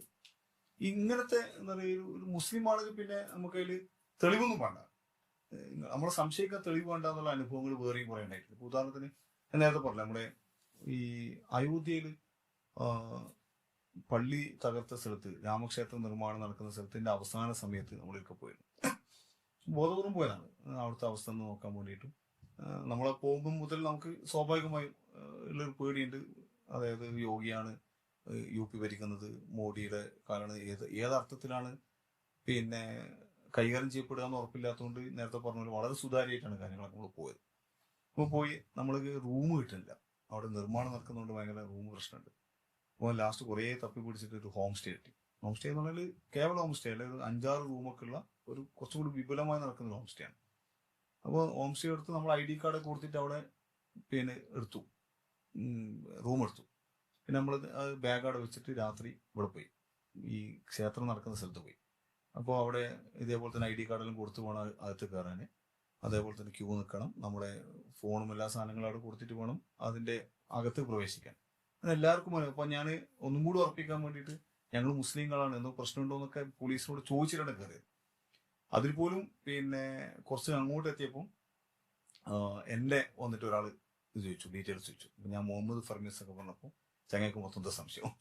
അങ്ങനെ എന്റെ ബേക്കുന്ന ഒരു പോലീസുകാരൻ അവസാനം പറഞ്ഞു ഞാൻ എന്തൊക്കെ ചെയ്യുന്നു, എവിടെ പോകുന്നു, എന്ത് സംസാരിക്കുന്നു, പിന്നാലെ കൂടിയിട്ട് അവസാനം വരെ എത്തി. അവസാനം പ്രശ്നമൊന്നും ഉണ്ടായാലും നമ്മൾ പുറത്തിറങ്ങി. തിരിച്ച് റൂമിലെത്തിയപ്പോൾ റൂമിലെ ഓണർ വാൻ പ്രശ്നം, നിങ്ങൾ എന്തുകൊണ്ടാണ് നേരത്തെ മുസ്ലിം എന്ന് പറയാതിരുന്നത്, ഇതാണ് എന്റെ ചോദ്യം. നമ്മൾ എനിക്ക് ID കാർഡ് തന്നിട്ടില്ല, പിന്നെ പ്രത്യേകം മുസ്ലിം എന്ന് പറയേണ്ട ആവശ്യം, നിങ്ങളത് പറയണം, മുസ്ലിങ്ങളാണെന്ന് പറയണം, നിങ്ങൾ ചെറുപ്പക്കാരാണല്ലോ, നിങ്ങൾ എന്തിനാണെന്ന് ഞങ്ങൾക്ക് അറിയില്ലല്ലോ. വൻ പ്രശ്നം എന്ന് പറഞ്ഞാൽ ഞങ്ങൾ ഇറക്കി വിടണം, നമുക്ക് ഞങ്ങളാണെങ്കിലും മസിൽ പിടിച്ച് നിൽക്കാനാണ്. പക്ഷെ നമുക്ക് ചെറിയ പേടിയൊക്കെ ഉണ്ട്, കാരണം ഓന്റെ സ്ഥലമാണ്, ഓന്റെ നാടാണ്, എന്താ സംഭവിക്കണം. ഓനാണ് വളരെ എഡ്യൂക്കേറ്റഡാ, ഓൻ MA ജേർണലിസം കഴിഞ്ഞ ചങ്ങയാണ്, ഇതിനു മുമ്പ് നമ്മൾ പരിചയപ്പെട്ടിരുന്നു. MA ജേർണലിസം കഴിഞ്ഞ അങ്ങനെ ഓൻ കയറി നമ്മളോട് വൻ ഷൗട്ട്. അപ്പോൾ നമ്മൾ ചെന്തതിന്റെ പ്രശ്നം എന്ന് വെച്ച് ലാസ്റ്റ് അപ്പോൾ പറഞ്ഞു നിങ്ങൾ ഭീകരവാദികളാണ്, എന്താ തെളിവ്. അപ്പോൾ ഓർക്ക് എല്ലാവരും പ്രശ്നമില്ല. അപ്പൊ കുറച്ചു നേരം രാത്രി ഇതൊക്കെ നടന്നുകൊണ്ട് ഒരു മുസ്ലിം സ്ത്രീയും ഒരു പുരുഷനും വന്നു. അപ്പൊ ഓനവിടെ പിന്നെ എന്താ പറയാ റൂം കൊടുത്തിട്ടുണ്ട്. അപ്പൊ ഞാൻ അവരോട് വെച്ച് അപ്പൊ ഇവർക്ക് എന്താ റൂം കൊടുത്തത്, ഓനെ കണ്ടാൽ തന്നെ ഓൻ സാധു മുസ്ലിമാണ്. ഈ ബാഡ് മുസ്ലിം ഗുഡ് മുസ്ലിം എന്ന് പറയുന്ന കോൺസെപ്റ്റ് എത്രത്തോളാണ്. ഇപ്പൊ ഞങ്ങളടുത്ത് അങ്ങനെ എന്തോ ഭീകരവാദത്തിന് തെളിവുണ്ട്, എനിക്കറിയില്ല എന്താ ഓന്റെ മെട്രിക്സ് എന്നുള്ളത്. ഞങ്ങള് ID കാർഡ് കൊടുത്തിട്ടാണ് പോയത്, വളരെ സുതാര്യമാണ്, ഞങ്ങളെ ആയുധങ്ങളൊന്നും ഇല്ല. എന്താ ഞാൻ മാത്രമല്ലല്ലോ, ഞങ്ങളുടെ കൂടെ വളരെ എഡ്യൂക്കേറ്റഡ് ആയിട്ടുള്ള ഗവൺമെന്റ് എംപ്ലോയീസ് ഉൾപ്പെടെയുള്ള 5-8 ആളുകളുണ്ട്. അവരോട് വൺ ഷൗട്ട്. അപ്പൊ ഓൻ പറയുന്ന പറഞ്ഞാല് മുസ്ലിങ്ങളെല്ലാവരും തീവ്രവാദികളല്ല. മറ്റേ ഡയലോഗ് RSS സ്ഥിരം പറച്ചാണ്, നിങ്ങളെല്ലാവരും തീവ്രവാദികളല്ല, ലോകത്തുണ്ടാക്കുന്ന എല്ലാ കുഴപ്പങ്ങളാണ്. അപ്പോൾ അതിൽ തന്നെ മുസ്ലിങ്ങൾ എല്ലാവരും പ്രശ്നമല്ല. നിങ്ങൾ ബാഡ് മുസ്ലിം ഉണ്ട്, ഗുഡ് മുസ്ലിം ഉണ്ട്. നിങ്ങൾ ഗുഡ് മുസ്ലിം ആണെങ്കിൽ പ്രശ്നമല്ല, പക്ഷെ ഗുഡ് മുസ്ലിം ആണ് നിങ്ങൾ പ്രൂവ് ചെയ്യണം. ഇതാണ് ഓന്റെ ക്ലെയിം. ഇതെന്ത് വെള്ളരിക്കപ്പെടണം. നമ്മളൊരു രാജ്യത്ത് ഇത്ര സുതാര്യമായി നടത്തുന്ന യാത്രയല്ലേ. അപ്പൊ ഞാൻ പറഞ്ഞത് ഇവരെ ഈ കാറ്റഗറീസ് നമ്മുടെ നാട്ടിൽ മുസ്ലിം സംഘടനകൾ അടക്കം ഉണ്ടാക്കുന്ന ഒരു പൊല്ലാപ്പാണിത്. അതായത് എല്ലാ മുസ്ലിങ്ങളും പ്രശ്നമല്ല, ഇവര് നല്ല കൾച്ചറൽ മുസ്ലിമിന്റെ ആൾക്കാർ, കൾച്ചറൽ ഇസ്ലാമിന്റെ ആളുകൾ, സംശുദ്ധ ഇസ്ലാമിന്റെ ആളുകൾ, മതേതര ഇസ്ലാമിന്റെ ആളുകൾ, നിങ്ങൾ ഇസ്ലാമിനെ റെപ്രസെന്റ് ചെയ്യുന്ന വേറൊരു വിഭാഗം, നിങ്ങൾ തന്നെയാണ് മറ്റേത് എന്ന് പറഞ്ഞ് ഇതിനെ വംശീയമായി നോക്കിക്കാണുന്ന ഇതിന്റെ റിഫ്ലക്റ്റ് ആയിരിക്കും ഈ ചങ്ങായിനെ പോലത്തെ ആളുകൾ ഇങ്ങനെ സമീപനം സ്വീകരിക്കുന്ന അനുഭവം. ഇങ്ങനത്തെ കുറെ അനുഭവങ്ങൾ പട്ല ഹൗസ് പിന്നെ നടന്ന സമയത്ത് യാത്ര ചെയ്തിരുന്നു, ഗുജറാത്ത് വംശത്തിന്റെ സമയത്ത് യാത്ര ചെയ്തിരുന്നു. ഇങ്ങനെ ഞാൻ പറഞ്ഞു, ഇങ്ങനെ മുസ്ലിം കമ്മ്യൂണിറ്റി പിന്നെ പ്രതിസ്ഥാനത്ത് പിന്നെ ഇരയാക്കപ്പെടുന്ന പല സന്ദർഭങ്ങളിലും യാത്ര ചെയ്യാൻ പറ്റുന്നു. എന്നാലും വളരെ പിന്നെ ഗ്രാസ് റൂട്ട് ലെവലിൽ പോകാൻ പറ്റിയ വെച്ചാൽ ഇല്ലാന്ന് ഞാൻ പറയാം. അതിനേക്കാൾ ആഴത്തിൽ ഇത്തരം സ്ഥലങ്ങളിൽ പോയി ഒരുപാട് അനുഭവങ്ങൾ ഉണ്ടാക്കിയ സുഹൃത്തുക്കൾ എനിക്കിടെ ധാരാളമുണ്ട്. അതൊക്കെ വെച്ച് നോക്കുമ്പോൾ ഞാൻ വളരെ ലിമിറ്റഡ് ആയി യാത്ര ചെയ്ത ആളാണെന്ന് എനിക്ക് തോന്നുന്നു. കൊറേ ടൈമായി സംസാരിച്ചു തുടങ്ങിയിട്ട്. എന്താ ലാസ്റ്റ് ആയിട്ട് മൊത്തത്തില് ഇപ്പൊ നിങ്ങള് സംസാരിച്ചാല് വെറുതെ സില്ലി ആയിട്ട് പലരും സില്ലി ആയിട്ട് ട്രാവലിനൊക്കെ ആണ്. വെറുതെ കുറെ ഹെഡ്സെറ്റ് കുത്തി പാട്ടായിട്ട് അങ്ങോട്ട് പോവാ, നിങ്ങൾ റൂം, അത് ഒരു ടൈപ്പ് ഓഫ് ട്രാവലിനാണ്. ഓക്കെ, അതിന്റെ അപ്പുറത്തേക്ക് നമുക്കുള്ള ഒരു ലക്ഷ്യം മനസ്സിലാക്കല്, സോഷ്യോളജിക്കൽ ആസ്പെക്ട്സ് ഒന്ന് എൻഡേഫിക്കണ്ടിട്ട് അല്ല, ഞാൻ നേരത്തെ പറയണം, അതായത് യാത്ര ഇങ്ങനെ പാടുള്ളൂ എന്നൊക്കെ പറയുന്നത് കുറച്ച് കടന്നു കഴിയാണ്. ഞാൻ അങ്ങനെ പറയാൻ നിൽക്കൂല. ഒരാൾക്ക് എന്താണോ യാത്രയിൽ ആഗ്രഹിക്കുന്നത് അതാണ് കിട്ടേണ്ടത്.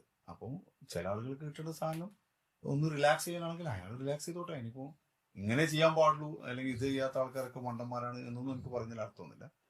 പക്ഷെ യാത്ര ഒരു ആക്ടിവിസമായി കാണുകയാണെങ്കിൽ, അല്ലെങ്കിൽ യാത്ര ഒരു ലൈഫായി കാണുകയാണെങ്കിൽ, ഒരു ലേണിംഗ് മെത്തേഡായി കാണുകയാണെങ്കിൽ, യാത്രയിൽ ഒരുപാട് നമ്മൾ മൈൻഡ് തുറന്നു വെച്ച്, കണ്ണ് തുറന്നു വെച്ച് യാത്ര ചെയ്താൽ അതിലുള്ള ഓരോ അനുഭവങ്ങളും, ഞാൻ കുറച്ചുകൂടി വിശാലമായി പറഞ്ഞാൽ, സൗന്ദര്യാത്മകമായി പറഞ്ഞാൽ, അതിലെ ഗന്ധങ്ങൾ പോലും നമ്മളോട് കഥകൾ പറയും, നമ്മോട് ജീവിതത്തെക്കുറിച്ച് പറയും, നമ്മുടെ പൊളിറ്റിക്കൽ ആസ്പെക്റ്റുകൾ മാറ്റും, നമ്മുടെ പെർസെപ്ഷൻസ് മാറ്റും.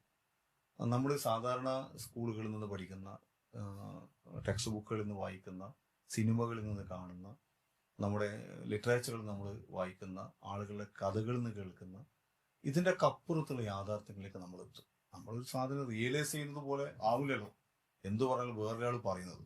ഒരു സ്ഥലത്ത് പോയി അനുഭവിച്ചാൽ ഉണ്ടാകുന്ന സാധനം അത് പിന്നെ കണ്ടെത്താൻ വേണ്ടി ഒരാൾ യാത്ര ചെയ്യാൻ തീരുമാനിച്ചാൽ യാത്ര നല്ലൊരു പാഠപുസ്തകമാണ്, മികച്ച പാഠപുസ്തകമാണ്. ആ പാഠപുസ്തകത്തിലൂടെ നമുക്ക് എങ്ങനെ പോകാം എന്നാണ് നമ്മളാണ് തീരുമാനിക്കുന്നത്.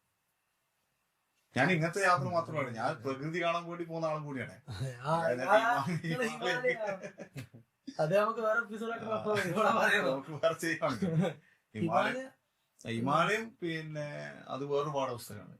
ഹിമാലയം ഇന്ത്യയിൽ വലിയൊരു അത്ഭുതമാണല്ലോ. ഹിമാലയം നമുക്ക് വളരെ നിയറസ്റ്റ് ആയി നിൽക്കുന്ന സ്ഥലമാണ്. ഹിമാലയം എന്ന് പറഞ്ഞാൽ ഹിമാലയത്തിന്റെ തന്നെ വ്യത്യസ്ത ഭാവങ്ങളുണ്ട്. ജിയോഗ്രഫിക്കലായിട്ടുള്ള ഭാവങ്ങളുണ്ട്, അവിടുത്തെ നരവംശാസ്ത്രവുമായി ബന്ധപ്പെട്ടുള്ള ഭാവങ്ങളുണ്ട്, അതിന്റെ ഹെറിറ്റേജ് ഉണ്ട്, അതിന്റെ കൾച്ചർ ഉണ്ട്, അതിന് ഭക്ഷണമുണ്ട്. ഇങ്ങനെ ഹിമാലയം എന്നുള്ളത് അതിന് വ്യത്യസ്ത സീസണുകളുണ്ട്. അപ്പൊ ഇതെല്ലാം നമ്മൾ കാണാൻ തീരുമാനിച്ചാൽ, ഇപ്പൊ ഞാൻ കുറച്ചായിട്ട് ഹിമാലയത്തിന് പിന്നാലെയാണ്.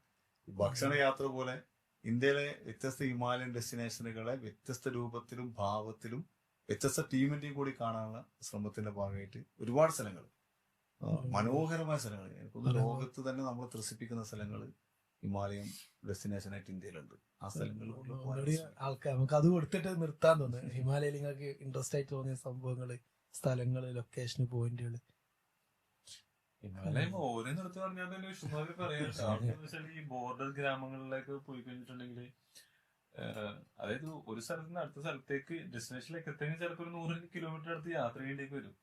അപ്പൊ ഉണ്ടാകുന്ന കുറച്ച് ആളുകളൊക്കെ ഉണ്ടാവുള്ളൂ. പക്ഷെ അവിടെ നിന്ന് നോക്കി കഴിഞ്ഞിട്ടുണ്ടെങ്കിൽ നമുക്ക് പാകിസ്ഥാന്റെ ബോർഡർ കാണാം, പാകിസ്ഥാൻ കാണാം, ഗ്രാമങ്ങൾ കാണാം, അങ്ങനെയുള്ള കുറെ ഗ്രാമങ്ങളൊക്കെ ഉണ്ട്. ഈ ഇടയ്ക്ക് മാത്രം ആളുകൾക്ക്, ടൂറിസ്റ്റുകൾക്ക് പ്രവേശനം കിട്ടിയ ഗ്രാമങ്ങൾ വരെയൊക്കെ ഉണ്ട്. അപ്പൊ നമുക്ക് മനസ്സിലാവും അവിടെയുള്ള ആളുകള്, പുറത്തുനിന്ന് വരുന്ന ഒരാളുകൾ സ്വീകരിക്കുന്ന ഒരു രീതി ഉണ്ടല്ലോ, അവർക്ക് അത് പുറത്തുള്ള ആളുകൾ അങ്ങനെ കണ്ടു ശീലിച്ചില്ലാത്തതിന്റെ ഒരു പരിമിതിയും വെപ്രാളവും ഒക്കെ അവരുടെ ബിഹേവിയറിലൊക്കെ കാണാൻ കഴിയും. അങ്ങനെ കുറെ ഗ്രാമങ്ങളൊക്കെ ഉണ്ട്. വളരെ ഈ അതിർത്തി എന്നുള്ളത് വേറൊരു ഒരു പ്രമേയമാണ് കേട്ടോ. ഞാൻ നേരത്തെ പറഞ്ഞ പോലെ അതിർത്തി ഗ്രാമങ്ങൾ, അവിടുത്തെ ജീവിതം ഈ പറഞ്ഞ പോലെ നമുക്ക് മനസ്സിലാക്കാൻ പറ്റാത്ത, നേരത്തെ കാശ്മീരിനെ കുറിച്ച് പറഞ്ഞ പോലെ നമുക്ക് അതിർത്തിയുള്ള ഒരു ക്യൂരിയോസിറ്റി മാത്രമല്ല, അതിൽ വേറെ ലൈഫാണ്. അതിൽ തന്നെ ഇടക്കാലത്ത് വന്ന ഈ ദേശരാഷ്ട്രങ്ങളെ അതിർത്തി വരക്കുന്നിടത്ത് ഉണ്ടായൊരു മെക്കാനിസം ഉണ്ടല്ലോ. ആ മെക്കാനിസം എന്ന് പറഞ്ഞാൽ പ്രത്യേകിച്ച് മാനദണ്ഡം ഉണ്ടായ മെക്കാനിസം ഒന്നുമല്ലല്ലോ. നമ്മൾ പലതിനും ചർച്ചകളുടെ ഭാഗമായി അങ്ങ് വരക്കാണ് ശരിക്കും.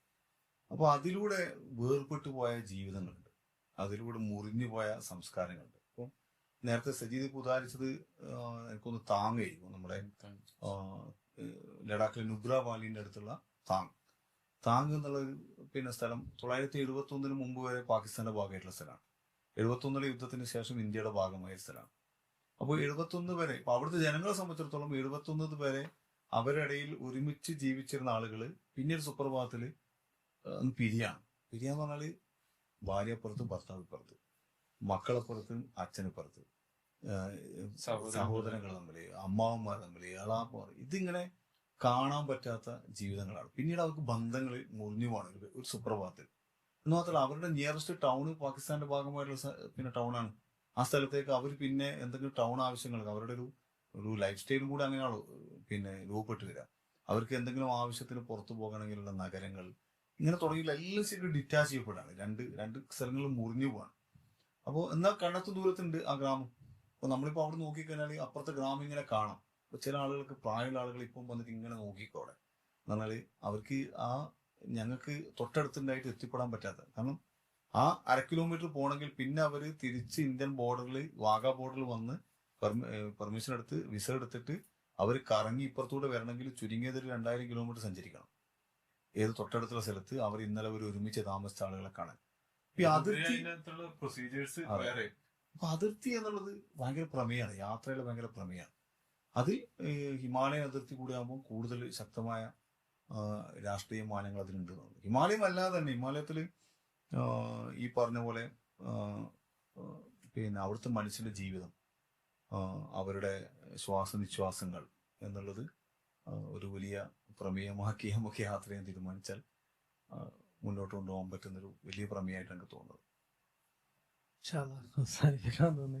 ഹിമാലയായിട്ട് നമുക്ക് വേറെ എപ്പിസോഡ്, ഇങ്ങനെ യാത്രകളൊന്നും അവസാനിച്ചിട്ട് ഹിമാലയ കഴിഞ്ഞിട്ട് നമുക്ക് ഒന്നുകൂടി ഇരിക്കാൻ തോന്നി. ഹിമാലയ മാത്രം ഒരു പ്രമേയാക്കിയിട്ട് ഇൻഷാ അല്ലാ നോക്കാം ഇൻഷാ അല്ലാ. ഓ ഖൈറാട്ടെ. ജസാക്കല്ലാ. അസ്സലാമു അലൈക്കും. വലൈക്കും അസ്സലാം.